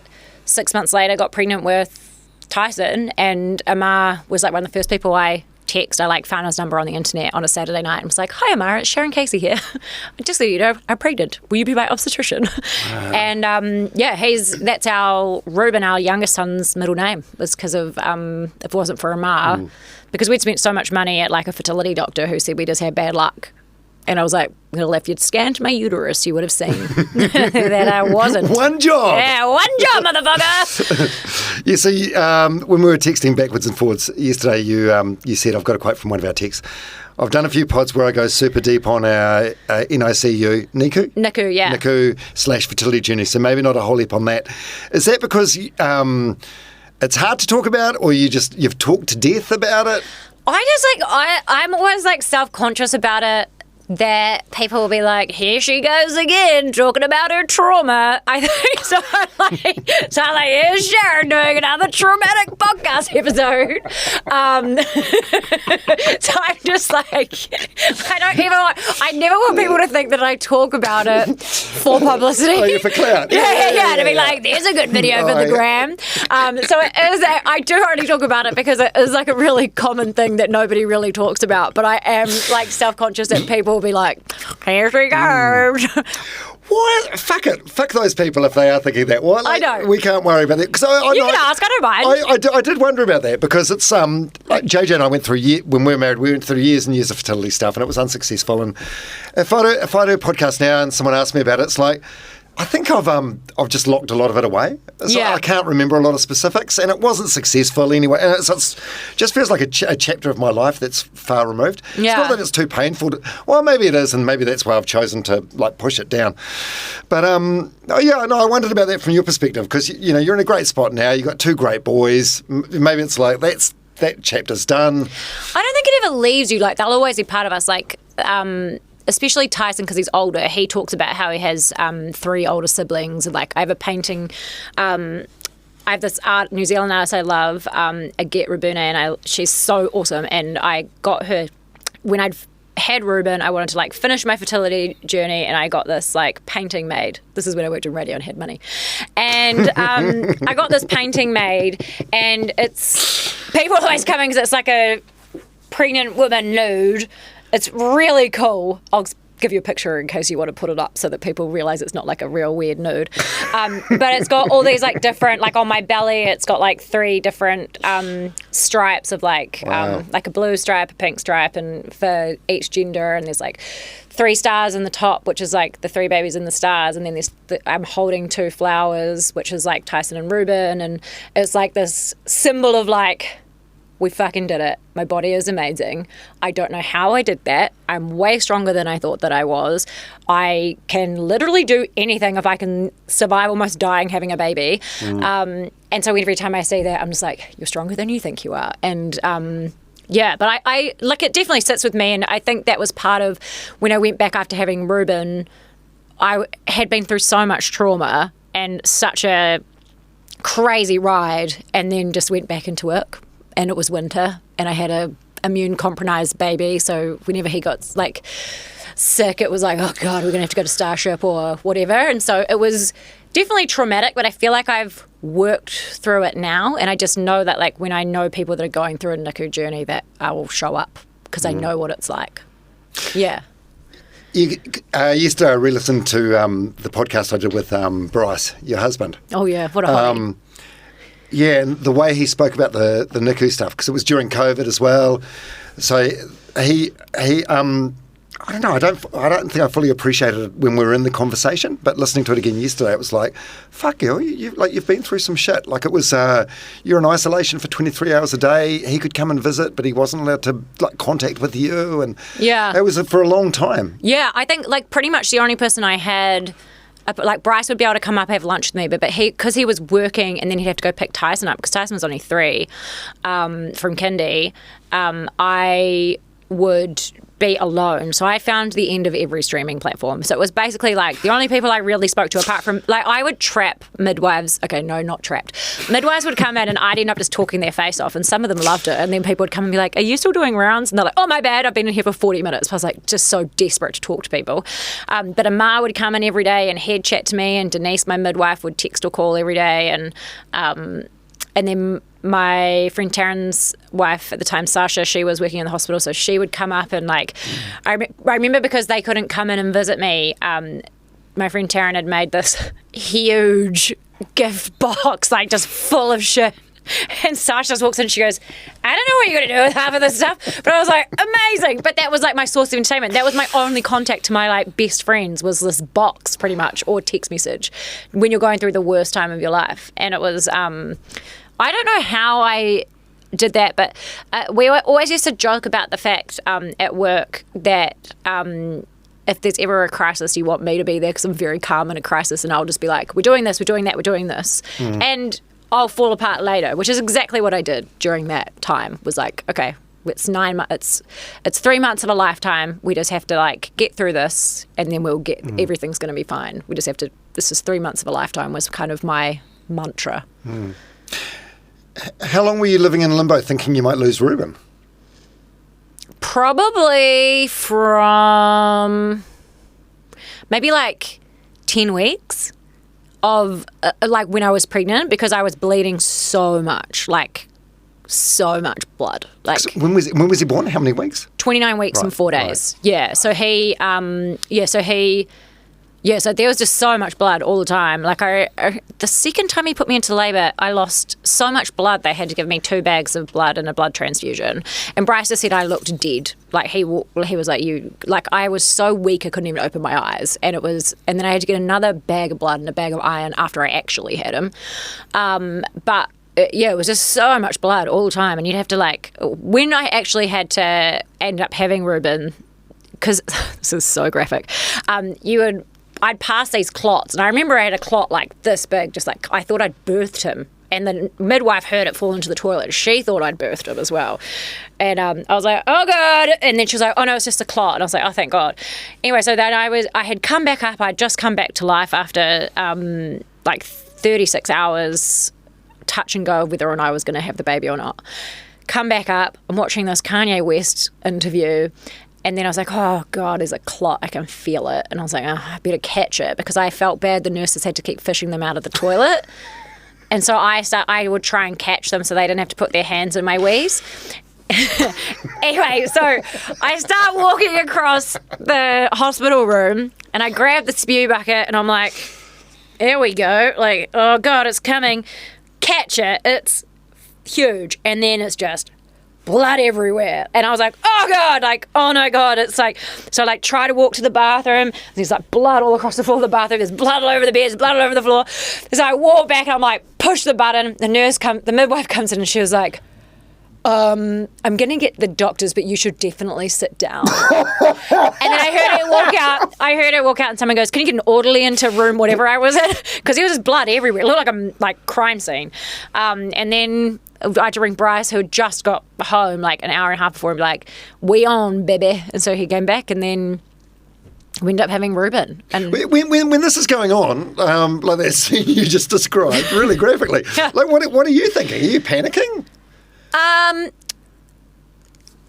Not really, because I was kind of just like, okay, well, I guess this is what's like. I just relinquished all control. I was like, there's nothing I can do to control this situation. And I think I learnt that through miscarriages, is that like I can't control anything apart from my mental state. So I can either freak out, or I can just like, I can't tell my body what to do. And I'd accepted that fact a long time ago. And also Amar had said to me that I wasn't allowed to panic unless he panicked. And I was like, do you promise to tell me if you panic? He's like, absolutely.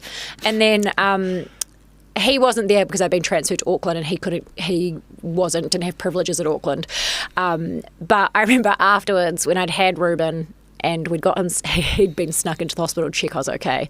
And I was like, Amar, be honest, like, was there any time did you panic? And he was like, oh yeah. And I was like, you told me not to panic, so I didn't panic. And so it was, but because like the whole time I would text him, like even if it was 1 a.m, he would reply straight away. And it was like he was in the room without being in the room. He was like, what's happening? What have they said? And we would just like text him the whole time. So I felt very safe. And I was there was a woman, the doctor, Sadhana, who was kind of the boss of the whole room of people. She was just an absolute boss. And I had so much trust in her that I was like, if this is happening, I want it to be her that's in charge. And she was just this little, she's so little, but so powerful. And she was so impressive in the way that she ran the room, because they thought they were going to have to do 3 different surgeries on me. And so she had like these 3 big consultants of being like, you're doing this, you're doing that, you're doing this, no one touched it. And I had said to her, I've had a bad experience where I've had stuff like this, where I was about to go into GA and people just started putting catheters and stuff in and touching me without telling me. So can you just make sure people tell me before they touch me? And she was like, of course. And she was like, nobody has to touch Sharyn without telling her what you're doing. And like, then she was like, everybody stop. what's your job? What's your job? So I knew that every single person in that room knew exactly what they were doing. And I just remember looking at her and thinking, and this is such a weird thing to think about at the time, but like, I remember looking at her and thinking, I worry about parody songs. This is what this woman does on a regular basis. She's got a job that actually fucking matters, and she is a boss. Like, I have this vision of her just like standing here like this, even though she wasn't, but that to me, she was just a superhero. And I've never seen her again, and I hope that somebody sends this to her, but she was an absolute, like, right place, right time, godsend.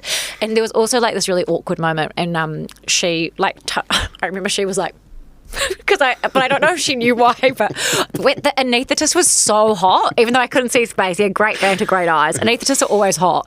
And Bryce was like looking at me like, you're about to have a premature baby and you're like literally flirting with the anaesthetist. And I was like talking to him anyway, and then someone goes, Sharyn, we're just going to shave the area now. And I was like, no, because it was COVID, you couldn't go get a wax or anything. And I was like, no, I'm going to have to get my fucking pubes waxed in front of the hot anaesthetist.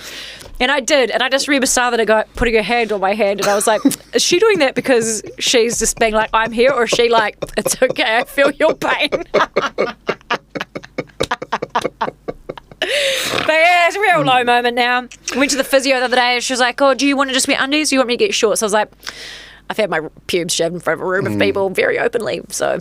Well, you told that story in a very funny way, but it's traumatic. It's a lot to go through. Like, yeah, definitely. When did you? So Reuben's born. He's born incredibly premature. I think I remember seeing a photo that you shared online of his like hand or whatever. It's fucking tiny.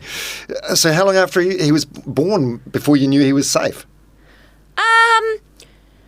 They were pretty confident that he was, because he just kind of, they were like, this is Reuben, he's a 29-weeker that thinks he's 35 weeks, and he just kind of, there was only like kind of one panic because he had a fast heartbeat, and so they were like, maybe he's got meningitis, or maybe he's got this, or whatever, but he kind of was just a feeder and a grower, and we were so lucky, because that's not everybody's NICU experience, but... We were pretty lucky with him. Like they described him as a feeder and a grower, and it was definitely terrifying seeing him. And it took me a couple of years to remember his birthday because I was like fully sedated and it's all a blur. I remember it because my friend Taran goes, because he's born on the 7th of November. She goes, oh my gosh, 7-Eleven, like the Beyonce song. And that's how I remember his birthday, was because she said that. I was like, yes! But yeah, he was in there for 7 weeks, and yeah, he was just a feeder and a grower. But the thing is about Reuben, like, the reason they thought that I was having him early turned out to not be the reason. They don't really know what the reason was. And I genuinely believe that Reuben was just like, you want me to stay in here for another 3 months? Boring. I'm getting out of here. Because, like, the world, Bryce, I always say, like, the world is Reuben's and our job is just to make sure he's not an asshole. Like, does not, he's very much like Bryce, where he's like, I don't give a fuck if people don't like me. If you don't like me, it's your problem. He's very, like, driven. He's going to do what he wants to do. He's very, very funny, very cute, and just very, like, nothing stops that kid. Yeah. So I don't see that. I genuinely believe that NICU babies are built different. Like, there's even just getting his flu jab, he's like, oh, whereas Tyson will scream down the place for 45 minutes. What does NICU stand for? Neonatal Intensive Care Unit. Right. And you were there for how long? 7 weeks. Yeah. Yeah. And so we would have to leave him there at night time. But the staff at Starship were incredible. And they would, like, you could ring them at any time of the night, like when you went home. You could ring them at 3 a.m. and be like, oh, how's Reuben? And you knew he was in safe hands. Because at that point, they pretty much sleep 24 hours a day. They're basically just in a uterus on the outside. But yeah, we were definitely one of the lucky ones on a NICU journey for sure. Not that there's anything you can do and you don't have an option on it, but like, I can't imagine leaving my dog in the emergency vet for one night. That was the hardest thing. Wow. That was the hardest thing. But then also when you have a little kid at home, that was also hard because you have this little kid that knows he has a brother, has seen pictures of his brother, draws pictures for his brother, but doesn't get to meet his brother. And so that was like a weird... but Tyson coped with it so well, and it was actually quite cool because my mum moved in for like 9 weeks. She came up from Wellington. We got her like through the COVID border, and it was actually really cool because they became so close and they have such a beautiful, like really close relationship now. And so it was kind of like a bittersweet thing because she basically took over looking after Tyson while we dealt with getting NICU. Oh shit, sorry. While we dealt with everything NICU, she was basically like Tyson's caregiver. And she had to drive me everywhere because I'd been sliced all the way up my tummy. Are you surprised at how tough you are? Absolutely. Yeah. Yeah. Like, I definitely, like, physically, I'm like, I used to always be like, oh, I should be skinnier and I should be that. And, like, I definitely have those moments where I'm like, we could probably not have an ice cream every day or whatever.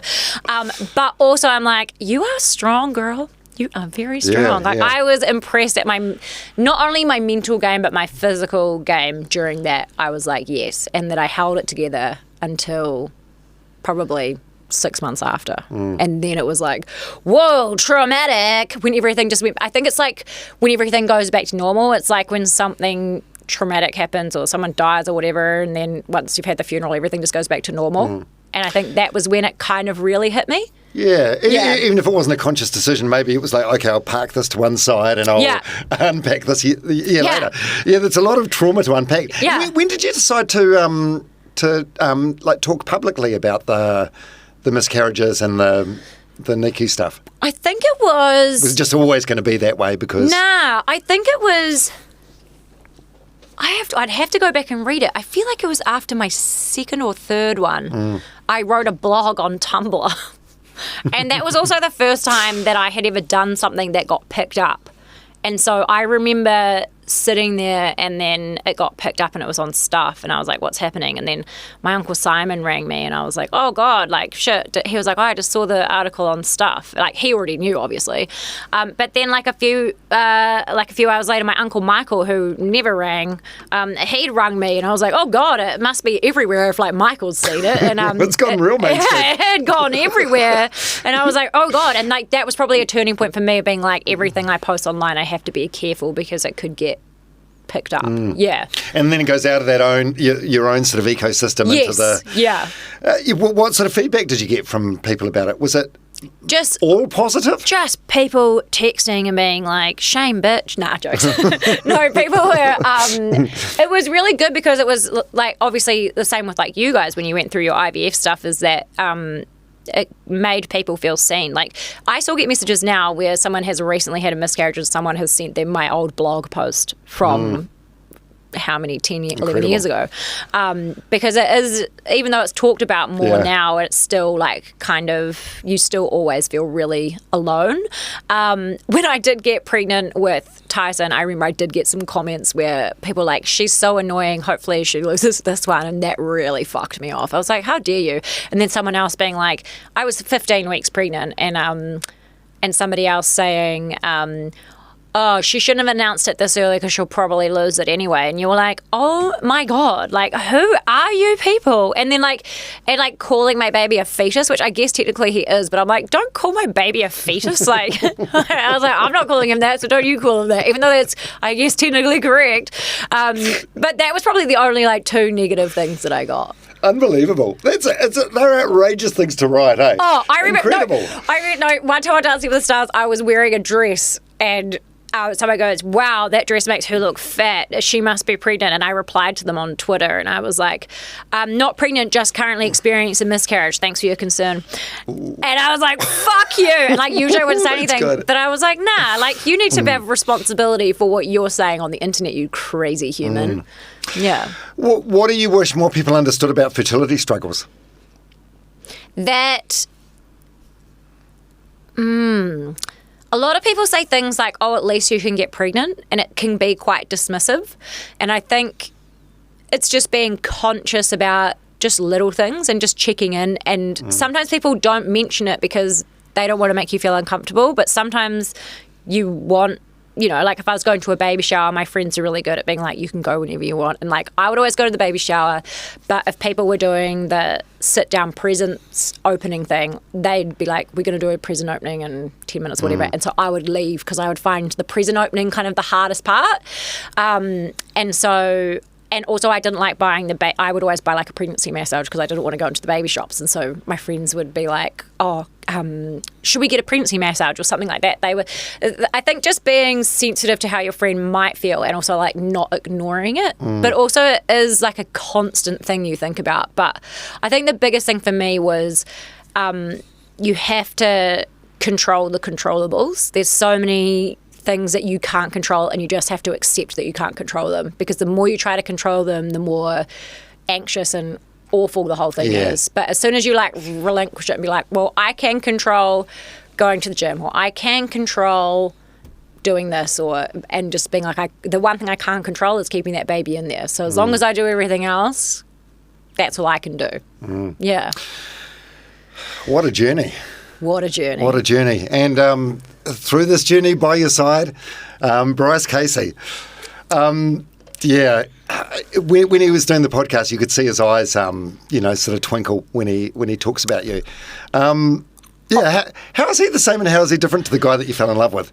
Relationships are weird, eh? And monogamy is weird because you grow together and you grow on your own different journeys. And you're completely different to who you were when you met. So is he. Yeah, definitely. Because we, as you'll remember, we famously dated for a bit, and then I tried to define the relationship, and he was like, oh, she's young, I want to have kids, and like blah, blah, blah, because he's 7 years older than me. And I always compare that Bryce to the Bryce I actually got into a relationship as two different people. One that would like not reply to me and would definitely be a you up guy. Two, like Bryce is just like the most loyal, funny, kind, honest, sometimes too honest, thoughtful person, and he'll always come through for you in the clutch, and he has absolutely no issue. Like if he loves you and you're in his circle, he won't care who he upsets if he has to stick up for you. He'll go yell at your boss, he'll tell someone that's mean to you at work to leave you alone or whatever, and that's just like the kind of person that he is. And he is way more sensitive, I think, than people realize. Yeah. But he's extremely intelligent and caring, and he gets like emotional, and like I've come home and he's crying when they move that bus, on those on Extreme Home Makeover. Yeah. I remember one time when earlier when we started dating, I came home and he was crying over someone's sob story on X Factor Australia, and he was like, this little guy, and they found him and as a baby in a box, and I was like, oh my God.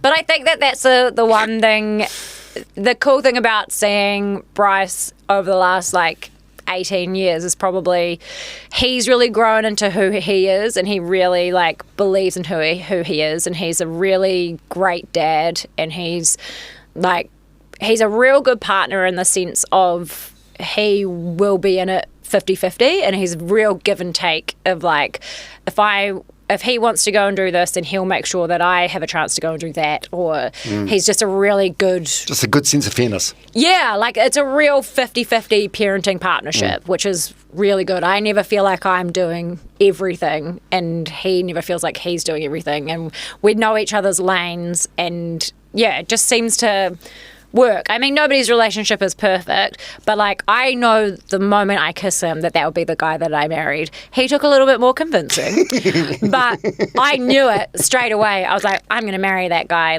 He is absolutely it for me. And he's just like a magnetic person. And I look at all of the stuff that he's done for suicide prevention and stuff like that.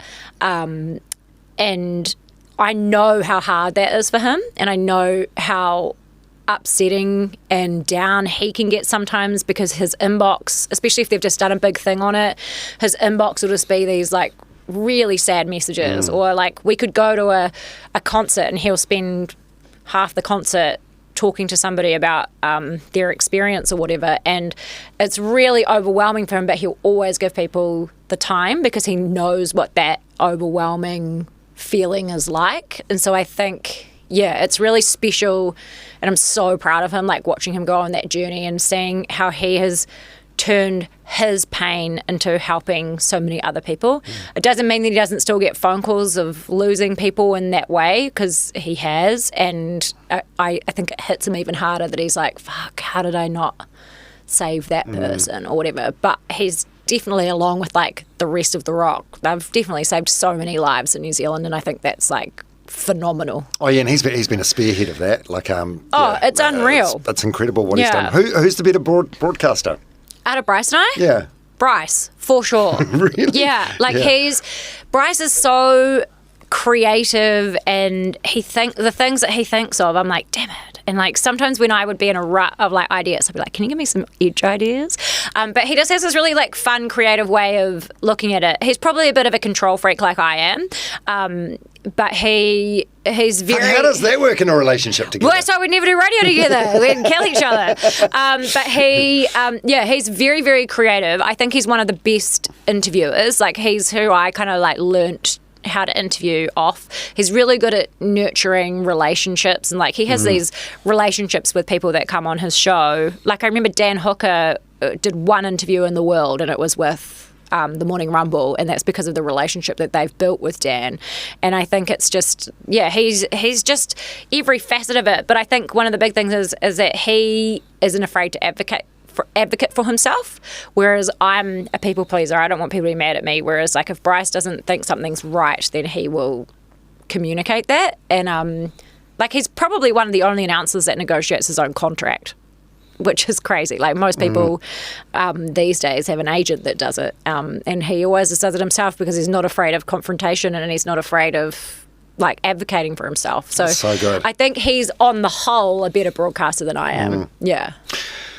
That was an opening for like a funny answer or something, but you went straight into it with an admission that he's a better broadcaster. Well, he is. I get reminded of it on the daily basis when I walk downstairs and see his big 5 gold radio awards that are like literally sitting in on his record player. He has these 5 of the most prestigious awards that you also have, and I've won 1 radio award, and I was away for 6 months of it.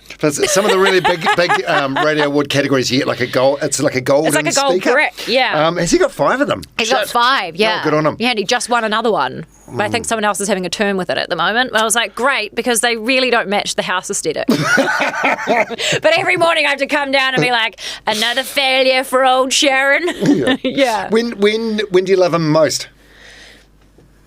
I love him most seeing him with our kids, for sure. I love him most when shit's real hard and he just like shows up and he just knows not to say anything. Also, I just love sometimes we'll just be sitting on the couch watching TV and we'll just start laughing and just get the absolute hysterics, and that just like cracks me up so much. Like I'm just like, oh, there we are. We aren't just parents. But yeah, I would say that's what I love him most, is like seeing him with the kids, seeing him where we're just like laughing on the couch, and also when shit's bad, he will just like step in and take over, and I'm like, oh, thank you. Yeah. Shit, what a keeper. He is. What's the argument you've had 100 times? Oh, the same argument that all people with children have. Who's doing the most and who's the most tired? Oh, yeah. Like, that's it, 100%. Like, that's all parents, that's like the main things you fight about is who's doing the most, who's the most tired, and also probably like me taking money out of the joint these days. He's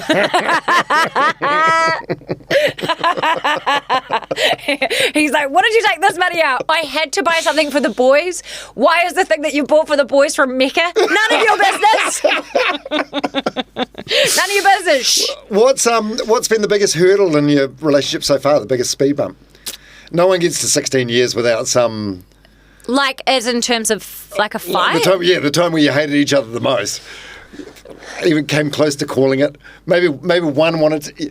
Because I think for a marriage to break up, 2 people need to decide to call it on the same day or the same moment. Well, the thing is that, so Bryce said to me once, because I've obviously had relationships in the past where someone cheated, and Bryce said to me once, he was like, I'd never cheat on you because it's so much admin. He's like, we have a house together, we got kids, like, it's just so much admin.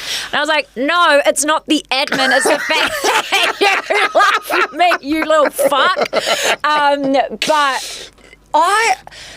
I don't know if we've ever had an argument where it would actually end. Like, there's definitely been things being like, oh, I hate this. And it's just because everybody's tired and, like, over it. But nothing, like, super major. I would say probably the most annoying thing for him is, like, if I get too hammered at a party. Like, that's probably the thing that annoys him the most about me, I would say. But, yeah, nothing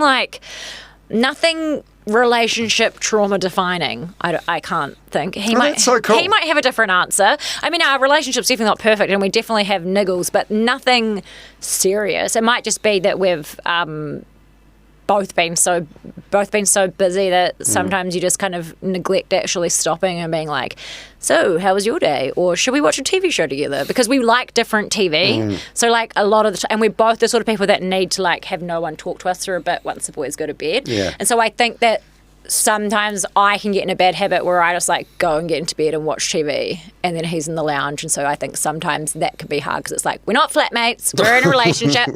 It's easy to happen in relationships, and it can go for, like, months at a time before you address it and go, okay, we need to regroup and reconnect. Yeah, totally. So your sons, Reuben and Tyson, what do you hope they learn from the way you and Bryce love each other? To treat your partner equally, to be loving, affectionate, but consensual, encouraging, and always remembering to have fun, I think. But I think most of all, it's just, like, respecting each other and, like, not... And especially, like, like, fighting healthily. And it was actually Dye Henwood that told me this. He was like, if you ever fight in front of your kids, you should always make sure where you can to make up in front of your kids, to, like, go, hey, I'm really sorry about that. Or, like, hug in front of your kids, or, like, show them that you're all good after. And because, like, our generation, you wouldn't see that. And so I think that's why I don't really like confrontation unless it's with a person I feel safe with. And so... because your parents would fight in front of you, and then once you went to bed, that's when they would probably make up. So we do try to make an effort that if we do argue in front of the boys, that we will make up in front of them, and they know that we're all good with each other before they go to bed.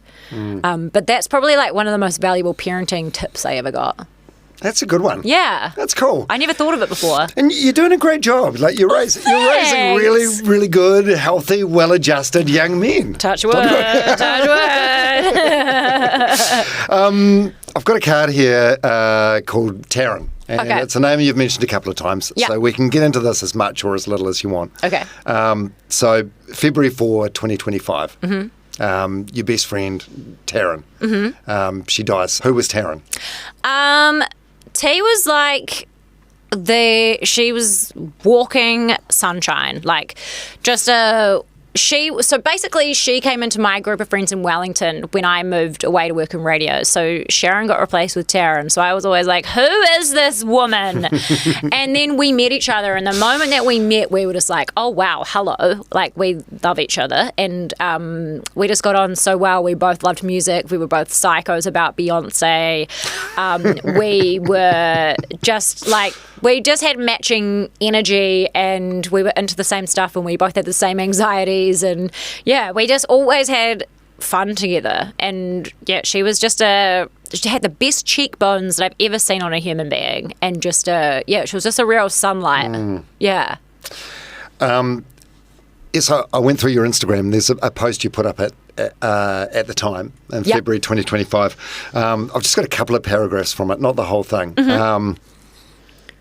How's your temperature, by the way? Is it, you right? I'm weirdly not sweating. I think it's the coat. The aircon's on. This is a great chat, by the way. Oh, thank you. It's good. So many insights. Okay, so this Instagram tribute.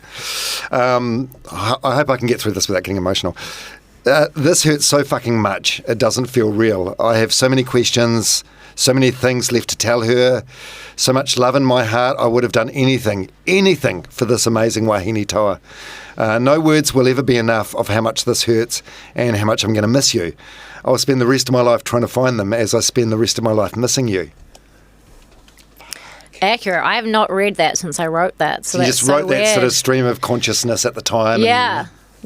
Because, it was, I just wrote exactly kind of how I was feeling at the time. Like, it's never, I think, like, sometimes when you lose someone and it's someone that you like they're older, they've been unwell or something like that. So when you lose somebody that's like your age or younger, because she was a little bit younger than me, it's always way more jarring. And yeah, so it was definitely my life has completely changed, like, since then, for sure. Like, life without her. Sometimes it just feels like part of you's missing. Like, one of your friends is missing, like the person I want to send like a cool new song to, or someone I want to like laugh about something with, or like she's the sort of person that loves, a Brené Brown, or she loves who doesn't? Glennon Doyle, like, she's the person that'll be like, babe, you've got to read Untamed, it's such a great book. Like,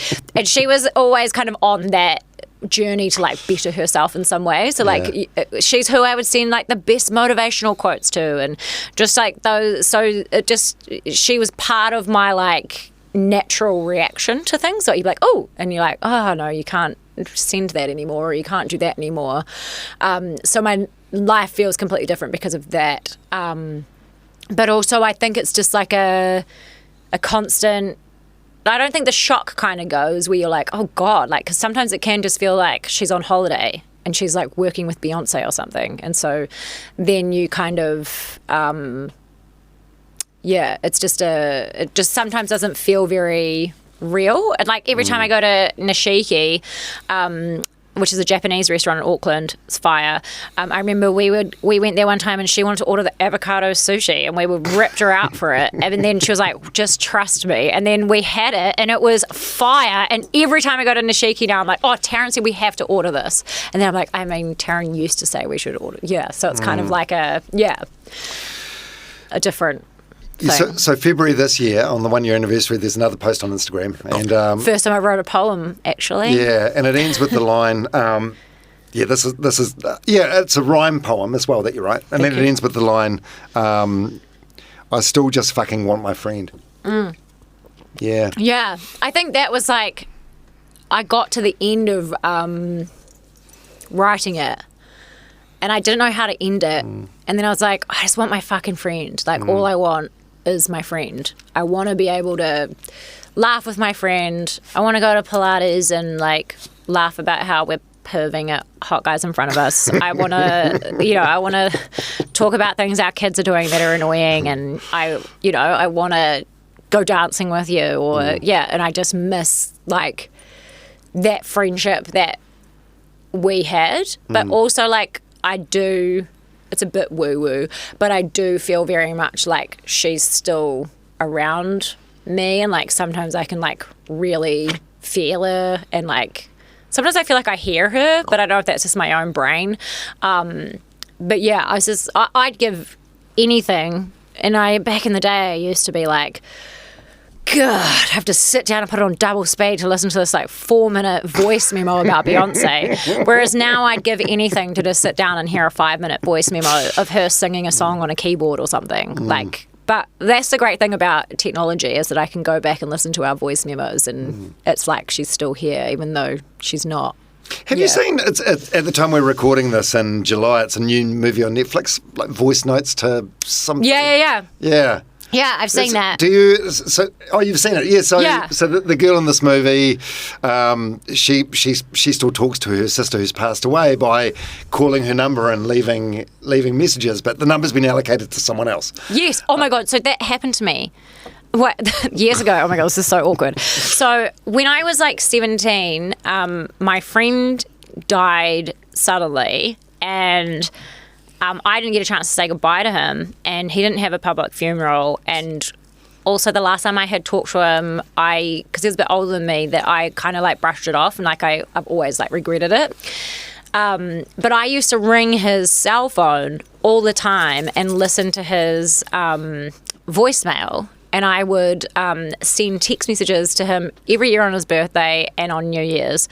And then one New Year's, I got a reply back from someone being like, I don't know. It's like, I'm so sorry. I know that you're meant to send this to somebody else, but this is my phone number. My name is blah, blah, blah. And I replied, I was like, oh my God, so you've got my dead friend's phone number and I'm so sorry. And he was like, oh no, it's so fine. I just wanted to let you know because I'd left him a voice message one night and I don't even remember. I must have been on the Jaegers or something. But that genuinely happened to me. Oh my God. And I was like, oh my God, that's mortifying. That's dead. Yeah, I was like, oh my God. But yeah, I think I did this thing and it's like a grief exercise where I had a book and I would write in the book, it'd be like, Dear Taran, and then it would be, I would write all of the, like how I was feeling that day and if I was sad or angry or whatever, and I would write it all into this book until I felt like I didn't need to write in the book as much. But I think also one of the things that like really helped with the grief process was I had just started studying Te Reo Māori and I didn't realise how spiritual that journey was going to be. And so it was like a real journey of like learning about Te Ao Māori, like the Māori worldview, and like learning about like your family and your roots and the land and all of that kind of, it was like a real spiritual kind of healing journey at the same time, which was really helpful. But it was, it's nothing prepares you for grief, I don't think. Like I hate to think about like if something ever happened to my parents or something, like that's just like worst nightmare. There's that saying, time heals the wounds. So it's been like 18 months, does it? Somewhat? I don't think that it... I don't think time heals the wound. I don't think the wound ever heals. I think that you just find a way to survive. Adjust it. It's your new normal. Yeah, you find a way to survive. Like, I can talk about her without crying, like, while we're talking now, but... Yeah, how long did it take to get to that stage? I think because I had to, so many people would talk to me about her that it was, I almost became I had to become numb to it because it was so overwhelming. But it was like I went to Laneway and I wasn't supposed to be drinking, but because Laneway Music Festival is somewhere where she would always be, so many people came up to me and talked to me about her because she knows everyone, that I ended up getting real hammered because I was like, I can't have one more conversation today. Like, this is too intense. Like, it was full on. It's in particular scenarios. My friend, my bestie Nadia and I were doing this, somatic workshop where it's like getting emotions and energy like out of your body, and we were doing it together, and it was this one last thing. So we've done this whole thing. It was mortifying. I was like, I hope nobody here listens to the edge. This is so embarrassing. You had to like do all these like weird things with your body. And then the last thing, you just had to go into child's pose, and they play a song really loud, and they put on Tina Turner's Simply the Best. And it was a song that we had played on the way to like dropping her off. And I like looked at Nadia and was like, fuck, because she would have absolutely loved doing a somatic workshop. That would have been her vibe. And we both just like, we're in child's pose, and then we just were both like full body like crying, and then afterwards we both realized that we hadn't had like a good solid cry about it for so long because not because we didn't miss her, but because we'd become numb to the pain of it, if that makes sense. Yeah. I think you just learn to survive, but you never really recover. I had this lady on the podcast, Dr. Lucy Hone. She's a grief counsellor. Oh, yes. And one of the her daughter Abby died in a car crash in Christchurch. And one of the last acts they did together as a mother and daughter before she died was they did a video on the beach to One Direction's That's What Makes You Beautiful. Oh my God, to try and win One Direction tickets on More FM or something. And it's still on YouTube now. It just sits there, like just sort of it's like a time capsule in a way. Yeah. And Dr. Lucy was saying on the podcast that, like, Harry Styles on the radio still makes her sad, but it makes her kind of happy in a way. Yeah. But she said she just couldn't bring it. She knows she couldn't go to a Harry Styles concert because it would just be too painful, and she protects herself from that sort of pain. Has you and Taran sort of bonded together over Beyonce? Has it changed your relationship with Beyonce? Do you like Beyonce more, or does it hurt more? I think different songs of Beyonce's hit different now. Like, if I hear Blackbird by Beyonce, that will break me. Heaven,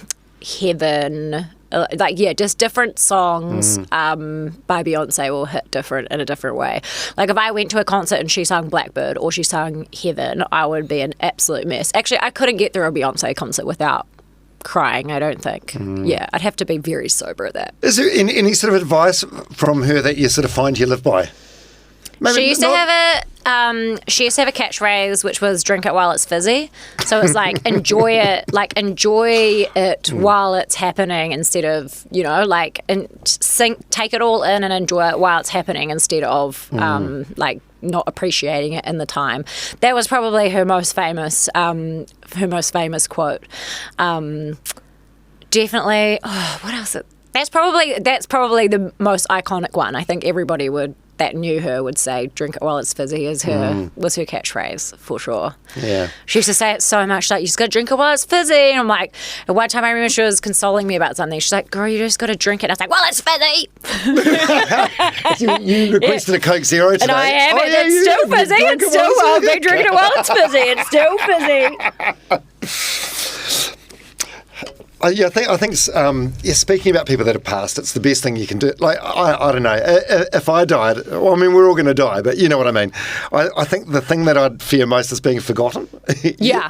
So you want people to remember you. So yeah, definitely. And I think, like, you want to have a legacy of, like, being a good person and being nice and being, like, sunshiny. And I think, I mean, you only had to look at how humongous her funeral was to know, like, she was a person with an incredible legacy of, like, how many people she made feel good, how many people she helped, how many people she, like, made the careers of in the music industry, how many people's lives she changed for the better. You look around that room and you're like, fuck yeah, like, that's how, like, if you passed away, you want to be, like, remembered like that. Like, we were at one of the biggest churches in Auckland and it almost didn't fit everybody, and there was still, like, hundreds of people online, but that was just how many people she touched in her life. And that's the sort of legacy you can only dream of leaving. And, like, she's definitely a person in my life that I'm so incredibly proud of. Like, she was just a beautiful, kind-hearted person. Like, that's just who she was, and like, I would never remember her any differently. She was just fun and fizzy, just the best. And she'd say the same about you, right? Oh, I hope so. I don't know. I feel like she would have written a great poem if I died. I feel like she would have. But yeah, no, she always had beautiful words. Like, I've got so many beautiful cards from her. Like, she was a real card writer, and it was one thing that I, like, kind of learnt from her was, like, being a good card writer and, like, making people. Sometimes she'd just call you and tell you what a good friend you were, and you'd be like, she'd just call you and be like, I was just thinking about what a good friend you are, and I just wanted to say thank you, and, like, and she'd say stuff like that, and you were like, I love that. Like, I want to do that in my life, and so I, like, try and make sure I do that now as well. Oh, you definitely do. Oh, thanks. And thanks for sharing that stuff. That's okay. Yeah.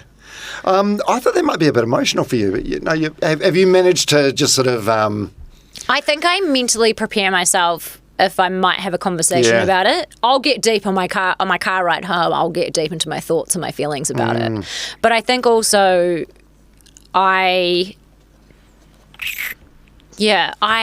think I mentally prepare myself if I'm going into a scenario where I think I might have to talk about it. Yeah. And because sometimes I feel like I'm the one consoling everybody else, so I've kind of learnt to be numb to it. But I think also she wouldn't enjoy if I sat here on a podcast and cried about her. Like, she'd be like, Shaz, come on. And I like thinking about what sunshine she was, like, and what an incredible legacy she has, and what how lucky her kids are to have had such an awesome mum, and I just kind of, I mentally prepare myself, but also I just love thinking about what a great person she was. And that I'm just, I think I've said it multiple times now, but I'm just, like, so proud of her and of what a kind, soft, but very strong, creative, incredible woman that she was. And she was such a great mum, such a great daughter, great sister. Like, you couldn't have asked for more from a person, really. Yeah. Oh, and you were like MC at her wedding. Someone online critiqued you. Oh, at the funeral. Sorry, the funeral. Yeah, yes. no, the funeral, yes. No, yeah, I emceed her funeral, and then someone started a Reddit thread about how annoying I was. I was like, motherfucker, if you want to critique me on my broadcasting career, go hard. But the one time for a little grace is at your best friend's funeral, so maybe back the fuck off. I never found out who that was, but apparently it was like... Fuck, people are dicks, eh? That's outrageous. I never found out who it was, but also that was one of the cool things is that like so many people commented on that post and was like, you're a fucking cock. And I loved that because I was like, what sort of person critiques the style of which somebody MCs a funeral? Like, that's so weird. Yeah, there are no rules. There's no template for that. It's the lowest of the low. Like, I can't even imagine doing that. Like, it's wild. Yeah, that definitely upset me a lot. That was like a real punch in the face. Like, out of any critique I've ever had, and I've had some critiques in my life, that was probably the worst one because it was so out of line. It was so incredibly out of line. Like, you can go on Tattle and Reddit and whatever and say what a fuckwit I am and how annoying I am. I really don't care. But in a scenario where it's something so deeply personal and something very vulnerable and something that took a lot of mental strength to actually get through, like, to have the audacity to do a Reddit post about it, like, how boring is your shit life that you are like, you know what I'm going to do? I'm going to roast the chick from The Edge about her funeral emceeing. Like, that is the weirdest flex ever. God, wouldn't it not be nice to be a Redditor? That's where the perfect people are. Honestly, I feel like, I really think that there should not be anonymity on those sites. You should put have your to name to it. Name it. Put your photo on it, because every time you get a thing like that, it's always a person with no profile picture, or it's a car, or the worst is when they've got their kid as their profile picture, and then it feels like a kid just called you an asshole or like annoying, and you're like, oh, that cute baby just told me that I'm like super annoying and they hate me. Like, it's so weird. Yeah, that was probably the worst online feedback I've ever had. Oh, it's so outrageously offensive. Yeah. Like, it's a lot of the stuff you can sort of laugh off and think, oh, this guy's just a fucking idiot. But that's just outrageous. Yeah. And sometimes I read stuff and I'm like, good point. And I love constructive criticism. I don't need people to like sit there and kiss my ass. I love constructive criticism. If you've got a criticism about me that is constructive, I will take it on board. But if you're just being an asshole, then push backspace and go and touch some grass. Like, I can't even fathom why people would be that dumb. And you know what? Made Murielle and my mum mad, and Murielle does not get angry easily. Murielle would have thrown hands. I love this. I love this space that you're in now. Yeah. Because we had a nickname. I may have even come up with a nickname. I can't remember. Sharanoia? Yeah. Oh, yes. Did I come up with Sharanoia? You did. Yeah. Do you know what? I use that all the time, and people find it so funny, and I always claim it. But you were, because you used to be quite paranoid about things, and you'd think, people were talking about you. If you saw something online that was bad, you'd want to like read something deeper into it or get to the bottom of it. Yeah. And I feel like now you're in a much calmer space where you are unbothered by it. Yeah, like I do still get Sharanoia, and I do still ask people. I'm like, but I'll preface it with like, I'm being Sharanoia, but I just want to check that we're all good. And most of the time they'll be like, dude, we're fine. Like, but also I think because my friendship group has gotten smaller now, I can actually have like way more honest conversations. So there's less need for Sharanoia. I don't get Sharanoia as much because the people that I associate with are great communicators. Yeah. So like I used to always be worried like if someone was mad at me or whatever, like my boss at work, Anna, is like such a great communicator, and she's so good at setting boundaries, and she's so fun. Like she'll literally just go like, because it was like when we were working at The Edge, we'd all be texting about work 24 hours a day, but I'll send her a text on a Sunday night and she's like, hey, I will answer this tomorrow, but I don't want to talk about work on a Sunday night. And I'm like, babe, I respect that boundary. And I loved it. And she said it in the most beautiful way and was so like gentle about like a clear boundary. And so I know now, it's like, I'm not texting her after 5 o'clock ever about work unless it's an emergency or something real funny. But most of the time, if I do, she won't text me back till the next day, and I have so much respect for that. And I think like the same with my friends now, is that there's just such clear communication. There's no room for bitchy bullshit that I don't get Sharyn as much. Yeah, it's funny that, from media people that are in the communication game, a lot of us aren't great communicators. Yeah. Bad communicators. Yeah. Or they communicate what they want you to think. And you're like, do you really think that? You know? Yeah. I think I'm guilty of this too. I try and be better all the time, but it's definitely, I still find it easier to communicate with when there's a microphone in front of you. So there's a performative aspect to a degree than an actual real one-on-one conversation. I feel like, and I never realised it until Jono said it, that he was like, we were doing an interview once where someone was interviewing us for like a local paper, and he was like, Sharyn's exactly the same off air as she is on air. And I was like, am I? And he was like, yeah, like you say like a opinion that's a bit out the gate off air, you'll still say it on air. And I was like, I do cool. that. And so like I think I've kind of just I'm comfortable doing it either way. But when it comes to confrontation, I do still get a little bit anxious. I like have particular people I'm comfortable having confrontation with, and then that's it.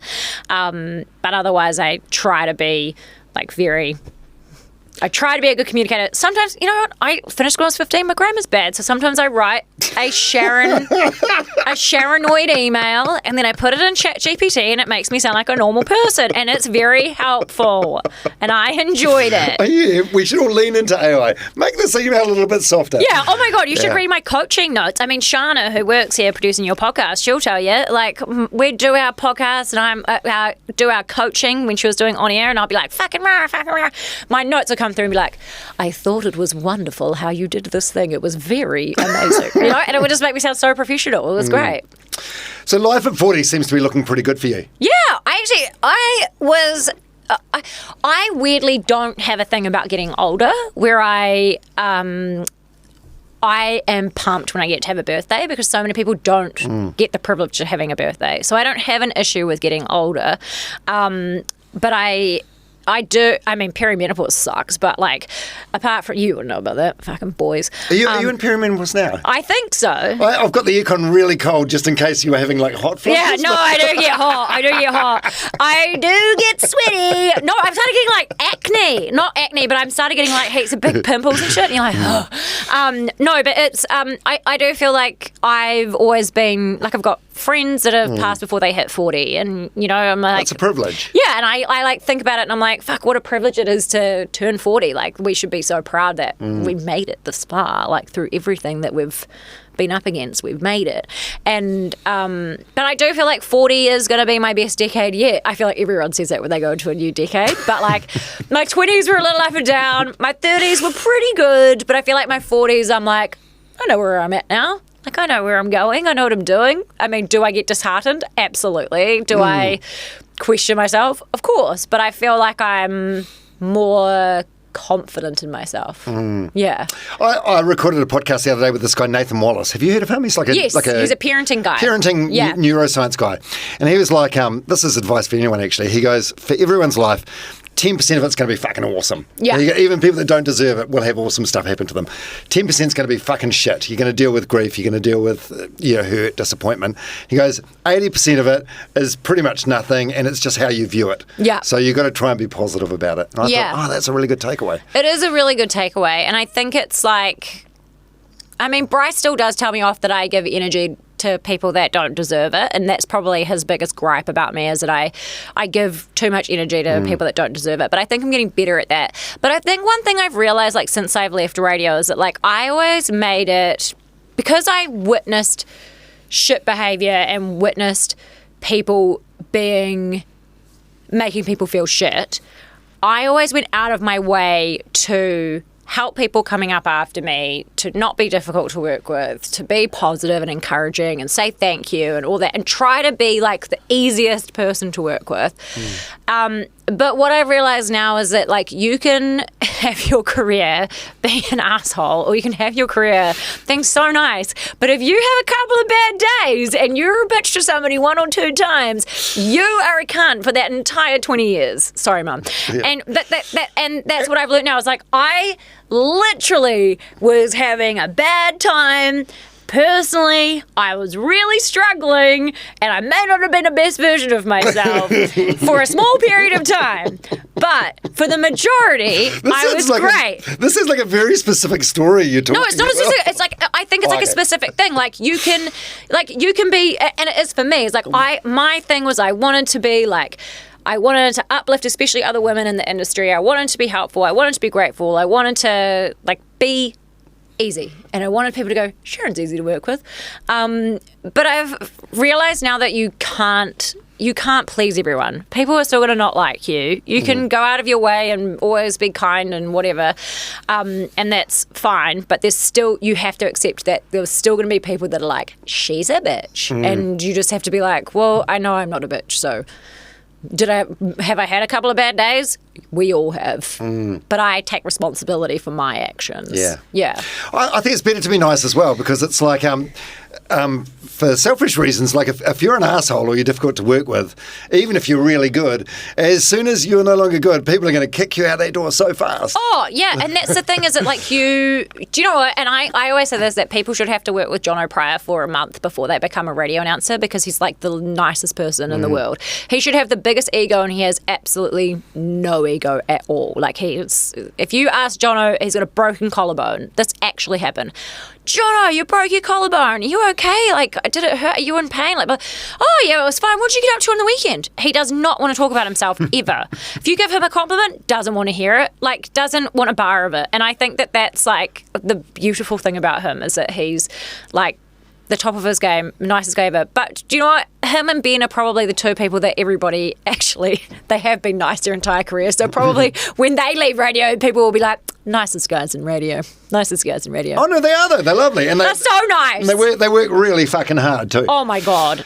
Yeah, so why do you think your 40s will be your best decade? What do you mean? Like, professionally and personally, just all over? I just think I'm calmer. I mean, I'm still crazy, and I'm still weird, and I still have my, like, highly strung days, but I think I'm just, like, flexing different muscles, and it's better than what I was doing, you know? Like, I have, like, a little side hustle, like making social media for somebody, and I do my podcast, and I parent, and I go on all the school trips and stuff like that.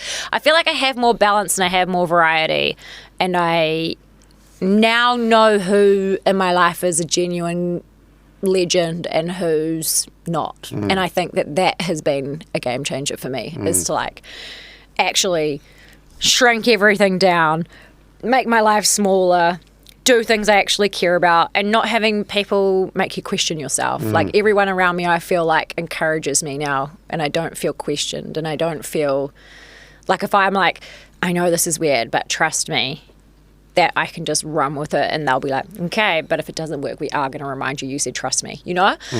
Which I definitely have had my whole career, but there's definitely been moments where I'm like, I feel like nobody trusts my opinion on this, you know? So I feel like I'm just, like, more balanced, and I am more happier within myself. So I'm a better person for other people, if that makes sense. I've seen you in passing, like, over the past year, but we haven't sat down like this for a long time. I know. In ages, but you're more confident than what I've ever seen you before. Oh my God, thanks. Yeah, I like it. Yeah. What does confidence mean to you now? I think confidence is just being, like, cool with yourself, like being like, well, this is just how I am, and so I'm not perfect, but I try my best. And I know I'm a good person, and I know that I try my best, and I know that I'll give my best and I'll be the kindest I can to every person that I can. And that's all I can do. I think that's probably it. It's just learning that's all I can do. And I don't see, you know, like, I get so consumed with things that I go for ages without seeing anybody, but also I'm just, that is what it is now, you know, like, I'm just like, take it or leave it is what it is. But I genuinely do think it is and I've said this so many times, it's probably boring now, but I think it genuinely is that the people that I have around me all the time actually think I'm cool.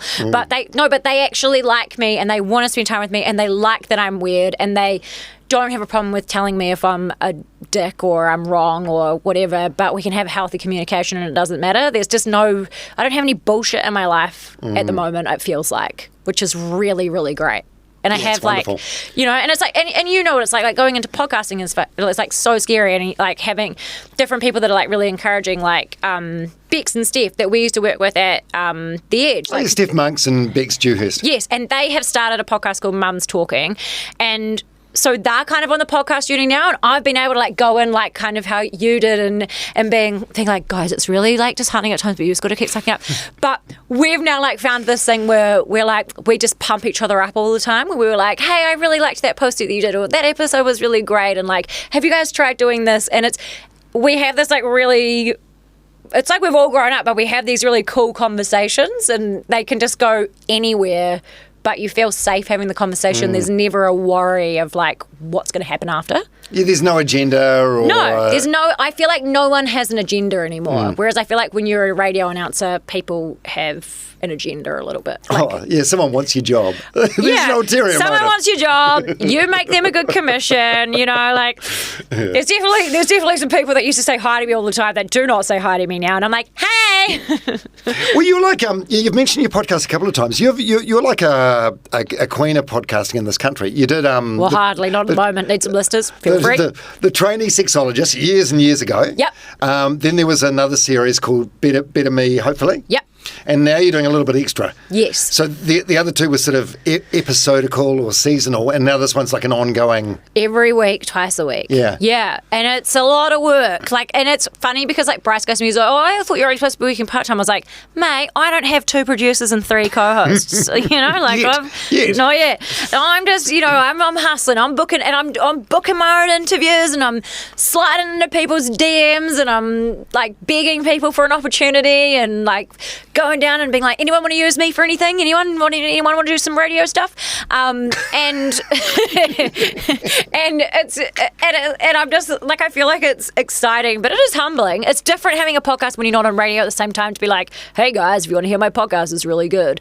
And you're relying just on word of mouth and social media. So it is like hard to, as you would know, to like grow it. And it has been humbling and it has been disheartening, but it's also been really fun and really exciting and really joyful. And like, I can talk to all the people on the fringe that I've always wanted to talk to that probably weren't edgy enough to be able to speak to. So now I can be real hard out talking about Real Housewives of wherever and my reality shows that I love, because there's other freaks out there that love them too, and then they listen to the podcast. Yeah, you find your audience, and it does take time. Like even like Alex Cooper, who does Call Her Daddy, it's a phenomenal podcast. Like she didn't start at where she is now with this amazing set. No, like you got to. I think that's the price for doing anything well in life. Like you got to go through the embarrassment. Yes, you got to like whether work it's using hard. a musical instrument or playing a new sport or doing a podcast. It's like you need to go through that growth period. And it's really funny that you say that, because I remember talking to you about it, to Brody Kane, to the Between Two Beers guys, and all of you said the same thing. They were like, just be consistent that every episode is good, so that when you have one that pops off and people go back and listen to the other ones, they can see that you have a standard of doing good stuff. But it's a grind. Like it can take years for it to pop off, and sometimes you're like, woo, we're popping, we're going, and then you're like, we're back at like square one again, and it is a roller coaster for sure. And like having to fight for that audience every week is so different to having like an audience, say, on radio, which is usually quite reliable. Like, you know that someone's always going to listen to you on the radio. I mean, it might not always be the same amount of people, but someone will always be listening. Whereas like with a podcast, you could put it out and it's like, anyone going to click on this today? Like, where are we at? But on radio you can hide as well, because it's like there's someone listening, and you just get you see the ratings, and you get told it's 20,000 or whatever. On YouTube, if 83 people watch it, 83 people watch it. You can have an episode that's like 100,000 people, and then the next week it's 85, and you can be like, okay, we're going to repeat. Like last time we did this, it was really big. We'll try it again. Oh no, it's bombed this time. It's like, but it's. I like it because it's a challenge. Whereas I felt like towards the end of the edge that I wasn't really trying, and I always said that I wouldn't want to take up a seat doing the best job in the world if I no longer thought it was the best job in the world, and I wasn't feeling like it was the best job in the world. Like I loved working with Steph and Sean, like they were so fun, but my passion for radio wasn't what it was anymore, and I felt like I was growing out of the brand, so I wanted to but I also didn't want to just jump out of it and jump onto a different brand. Like I wanted to try something else. Yeah.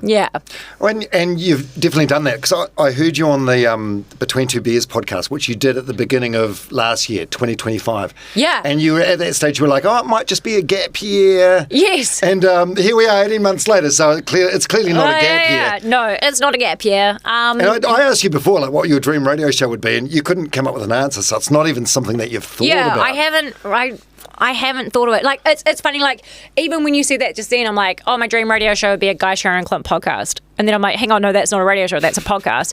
It's just, I at the moment, I'm just like, if I did it, it would have to be something that, I don't want to say a hobby job, because that's not appreciating the privilege of it, but it has to be a job that you were like, woohoo, we're going to work again today. And if I'm not woohoo, we're going to work again today, then, every time I go to record a little bit extra, I am woohoo, I'm going to work today. I love going and doing it. When I'm going and doing my coaching, I love going and doing my coaching. Even if I'm coaching, waiting outside school, sitting in my car, I'm having the conversation, I still love it. And I don't know how I handled working full time with 2 kids anyway. I look at it now and I'm like, holy shit, how do we do that? How are you doing that, other people?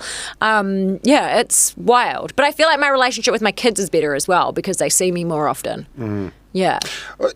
Grant Fox has got a saying, which he used on the podcast. How do you spell love to your kids? Time. Time. That's a great quote. Yeah. I love that. And it's so true. You can't get it back.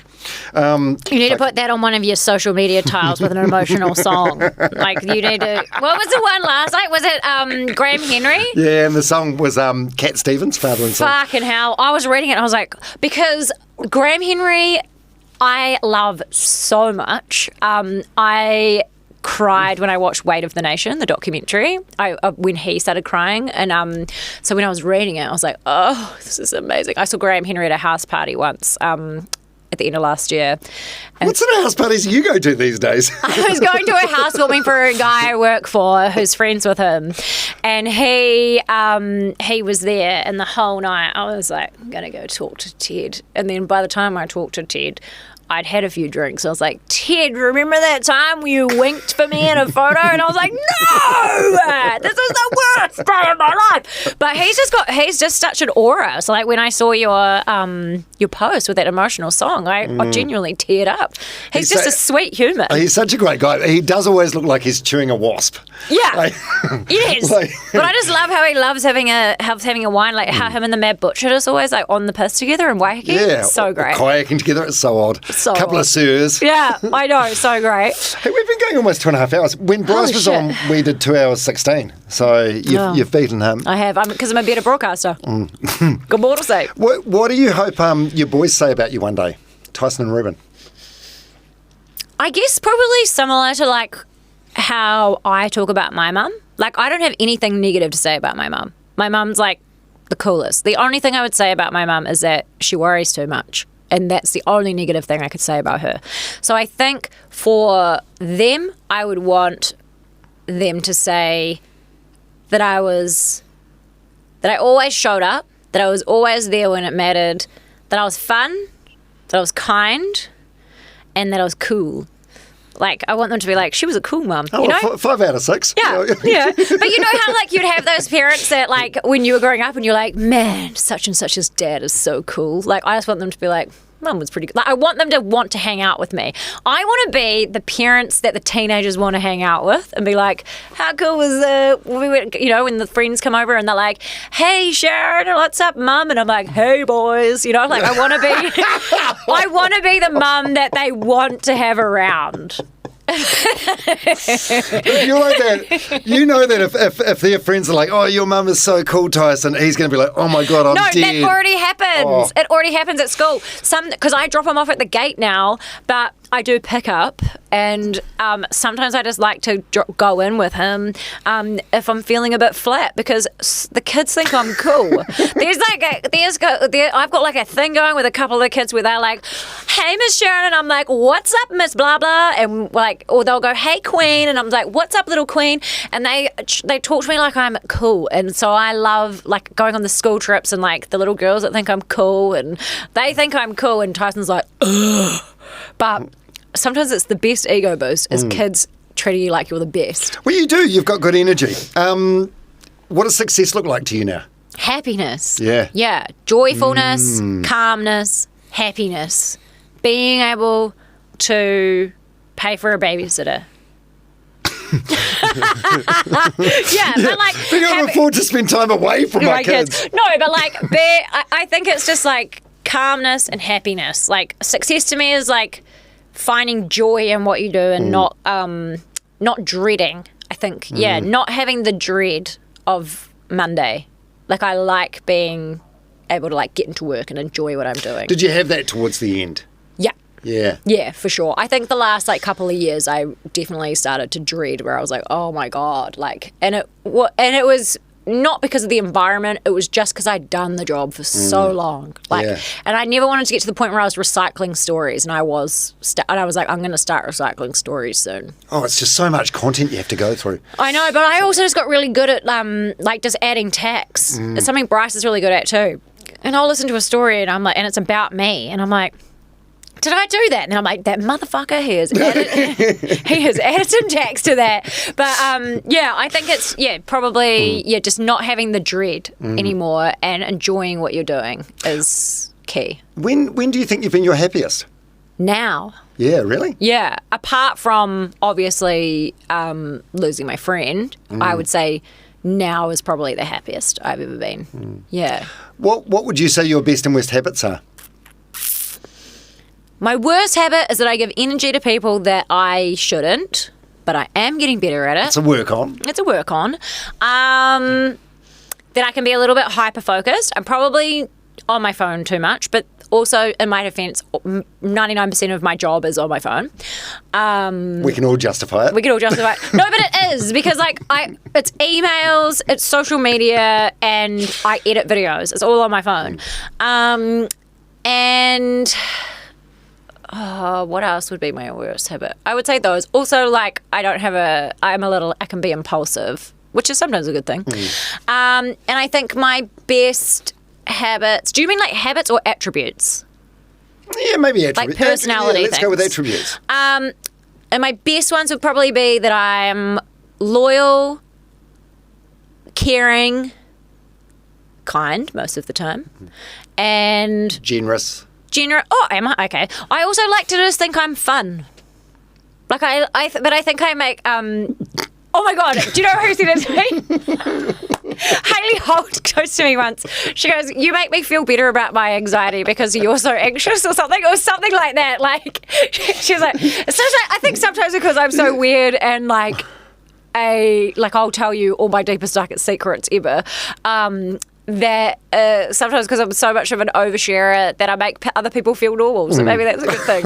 But I don't know. I think it's just like I'm your like friend that you'll call if you're like, this is a weird concert, want to come? And I'm like, sure, I'll come. Like, you know, like I'm this is your friend I'll be down for anything. But yeah, I think it's probably that I'm loyal and that I'll be there and that I'm a good friend. Like great attributes. What's your biggest fear? What are you most afraid of? The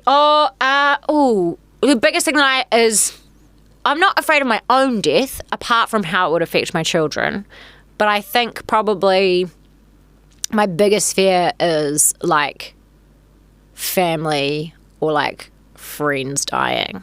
That and like someone breaking into my house and attacking me. That's probably it. That's quite deep. That's probably not what you were asking. But I run it through my head all the time. If Bryce isn't home, I run through my head exactly what I'll do. This is how bad my anxiety is. You're doing like a door and window check like 3 times? Yeah, but then I lie in bed if Bryce isn't home and it's just me and the boys. I'm like, okay, so if we have a fire, this is how I'm going to get Tyson out, this is how I'm going to get Reuben out, and if I can't get up the stairs, then I will get them to do this, and I'll show them, and they'll have to go into and I have it all worked out. I'm like, that's what I'm going to do. Or if someone comes into the house, this is what I'll do. And so I run that stuff through my head. So Sharyn always sounds like she's still there. That's definitely overthinking. That's a lot of overthinking. Well, we're overthinking of my bad habits. What was the question again? Can't remember. Oh, your biggest fear. What are you most afraid of? My biggest fear is definitely like death of a loved one. Yeah. Death of a loved one or a nude. A nude coming out. Is that a worry? She's not taking any nudes these days. The only nudes she's taking these days are like a before and after for the gym, and that's it. Like, and even then, they're in a secret folder. Yeah. How is your relationship with your body now? It's good. Obviously, like everybody has things that they don't like and that you want to work on. And like, sure, I would love to lose weight, but like, I can't. Like, honestly, I try so hard.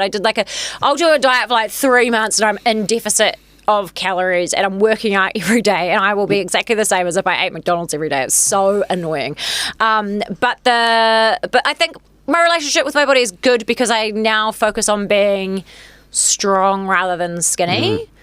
If that makes sense. Yeah. Even though I get on the motorway every day and there's a big old Wegovy ad with a woman that's the same size as me trying to decide if she has a muffin and a donut or whether she should go on a weight loss medication, and I'm like, what are you trying to say to me while I'm sitting here? Like she doesn't even need it. Like, there's so much like societal pressure, but I feel good within myself, and some days better than others, but I just know that I feel strong and that I've had my stomach sliced right up the middle and I can sit up straight most of the time, so that's a win. I'm never going to have abs.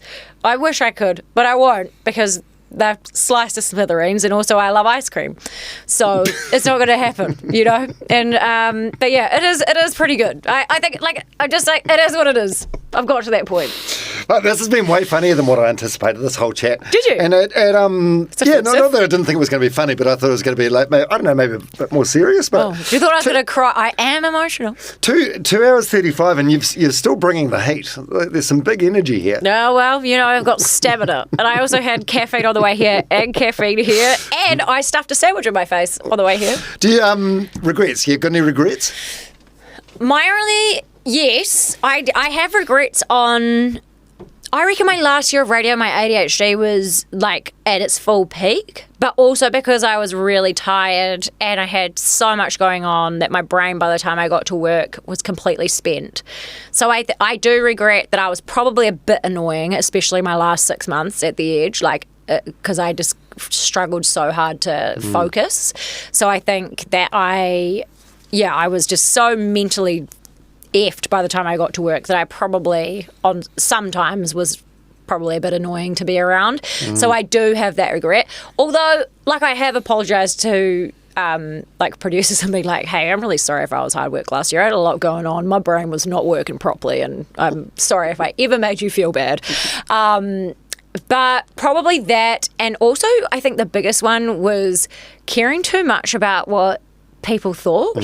Yeah, and I spent so much time like making great content and being like, oh, I wonder what they'd think about that or whatever. And now I'm like, why do I care? Like, I don't care what people that aren't nice think, you know? Like, I don't care what people that don't pay my salary think, you know? Like, I care what my listeners think because my listeners are the ones that are going to keep me paying my mortgage, you know? So I think, probably caring too much about what people think. Also, we did a prank on Steph once when she was on Nights. Well, I technically didn't do the prank on her. It was her co-host for a promo where they pranked her into thinking that the Edge TV studio was haunted. And I knew about it. And she asked me if it was a joke, and I said no. And then she found out it was, and she was so upset, and she had an anxiety attack, and she went home. And I felt terrible. And that's when I realised that was one of the moments where I was like, you're only going to do pranks if the person feels good. If they laugh with you afterwards, it's a good prank. If they don't laugh with you afterwards, it's a bad one. And that was probably... But sometimes there's no way of knowing. When I mowed your lawns at 6 o'clock in the morning, I don't know, Sharyn found this really funny. If you'd done it at 7, I would have found it funny. Oh, no. Also, I didn't want anyone to know I had a pool. I had this real thing about I didn't want listeners to know that we had a swimming pool because I didn't want them to be like, oh, rich, because it was just there. Like it wasn't. We're not rich, but we're. It's not Olympic size. It's not Olympic. It's just a little plunger. It's a nice tepid temperature though, isn't it? All year round. Oh, it's salt. It's salt. Hey, can you edit out the bit where I mentioned my pool? I just don't want people to think I'm not relatable. Last one. Are you proud of yourself? Yeah. Yeah. Yeah, I am proud of myself. Like, I lasted in a career for such a long time that it's like really, like the turnover can be quite fast. And I also did so many different jobs and I learnt different facets of the business and I am really proud of myself. I'm proud of the things that I have overcome and like proud of my relationship and my children. And yeah, I think I'm just proud of I'm proud that I make the people that matter proud. Yeah, which is quite cool. Like my dad, he was worried when I went into radio school. He was like, you better not stuff around. And oh yeah, you actually got to stick to it because I didn't stick to my merchandising diploma. And so I'm proud that my dad's proud. Like, because you know how when your parents introduce you as adults and they'll be like, oh, this is Jocelyn, she's a paramedic, and this is Megan, she works quite high up at State Insurance. This is Sharyn, she's still working it out. And I was like, and so now it's like, this is Jocelyn, she does this is Megan, and she does this, and this is Sharyn's on the radio. Do you want her card? She'll send you a free CD. Like, that was a big day for old Sharyn. Even if it meant I had to find CDs for all these random kids that Dad gave my business card to. But, yeah, I think just knowing that, like, I actually did it, I lived my dream, I had a great time, and I called it on my own terms, and that was, yeah, like, couldn't ask for better than that. Yeah, you had longevity in a career that is notorious for chewing people up and spitting them out. Yeah. And you did it like as good or better than anyone else in the game. I don't know about that, but I gave it a good crack. I definitely gave it a good crack. I think yeah, maybe I did do a good job. Go Sharyn! Go Sharyn! Go Sharyn! No, you did. I'm pleased you're proud of yourself because I'm proud of you, and this has been a hell of a podcast today. Are you proud of yourself? Great. Oh, you should. That's like just looking at how far you've come from your house corner. And now you've got a full podcast studio. You should be proud of yourself. Yeah, it's cool. I don't know. I think if you've got a growth mindset and you're constantly working towards something, you don't often allow yourself to sit and pause and reflect. Yeah. I always. Sorry, we're trying to wrap this up and she just keeps talking. But I try to remind my friends of that when they have like really big, like crazy successes where I always go, hey, just a reminder, don't forget to stop and like realize how what you just did is really fucking cool. You know, like I think that's really awesome. Like just being like, hey, don't forget what you just did. No one's done that before. That was amazing. And because you just get so busy going to the next thing. Anyway. This has been great. The 40s, Sharyn, they're yours. Oh, that's Sharyn, for anyone that's listening, she just did the helicopter, the wind-up. So they do it in radio. It's an international radio thing. When a break gets to like 3 minutes. Right, wind it up. I remember Dan Webby was our producer. We'd be like talking about something real deep, like mental health or something, and the break would be blowing out, and you'd be like, yeah, and I was really anxious about it. Dan would be like, wrap it up. All right, Sharyn Casey, thank you so much for coming on the podcast. It's been an absolute pleasure. Oh, it's been a pleasure to be here. Thank you for the cola. Sorry we couldn't give you your single-use plastic straw that you requested. Oh, no. I'm from Timaru. Nobody believes I wanted a single-use plastic straw.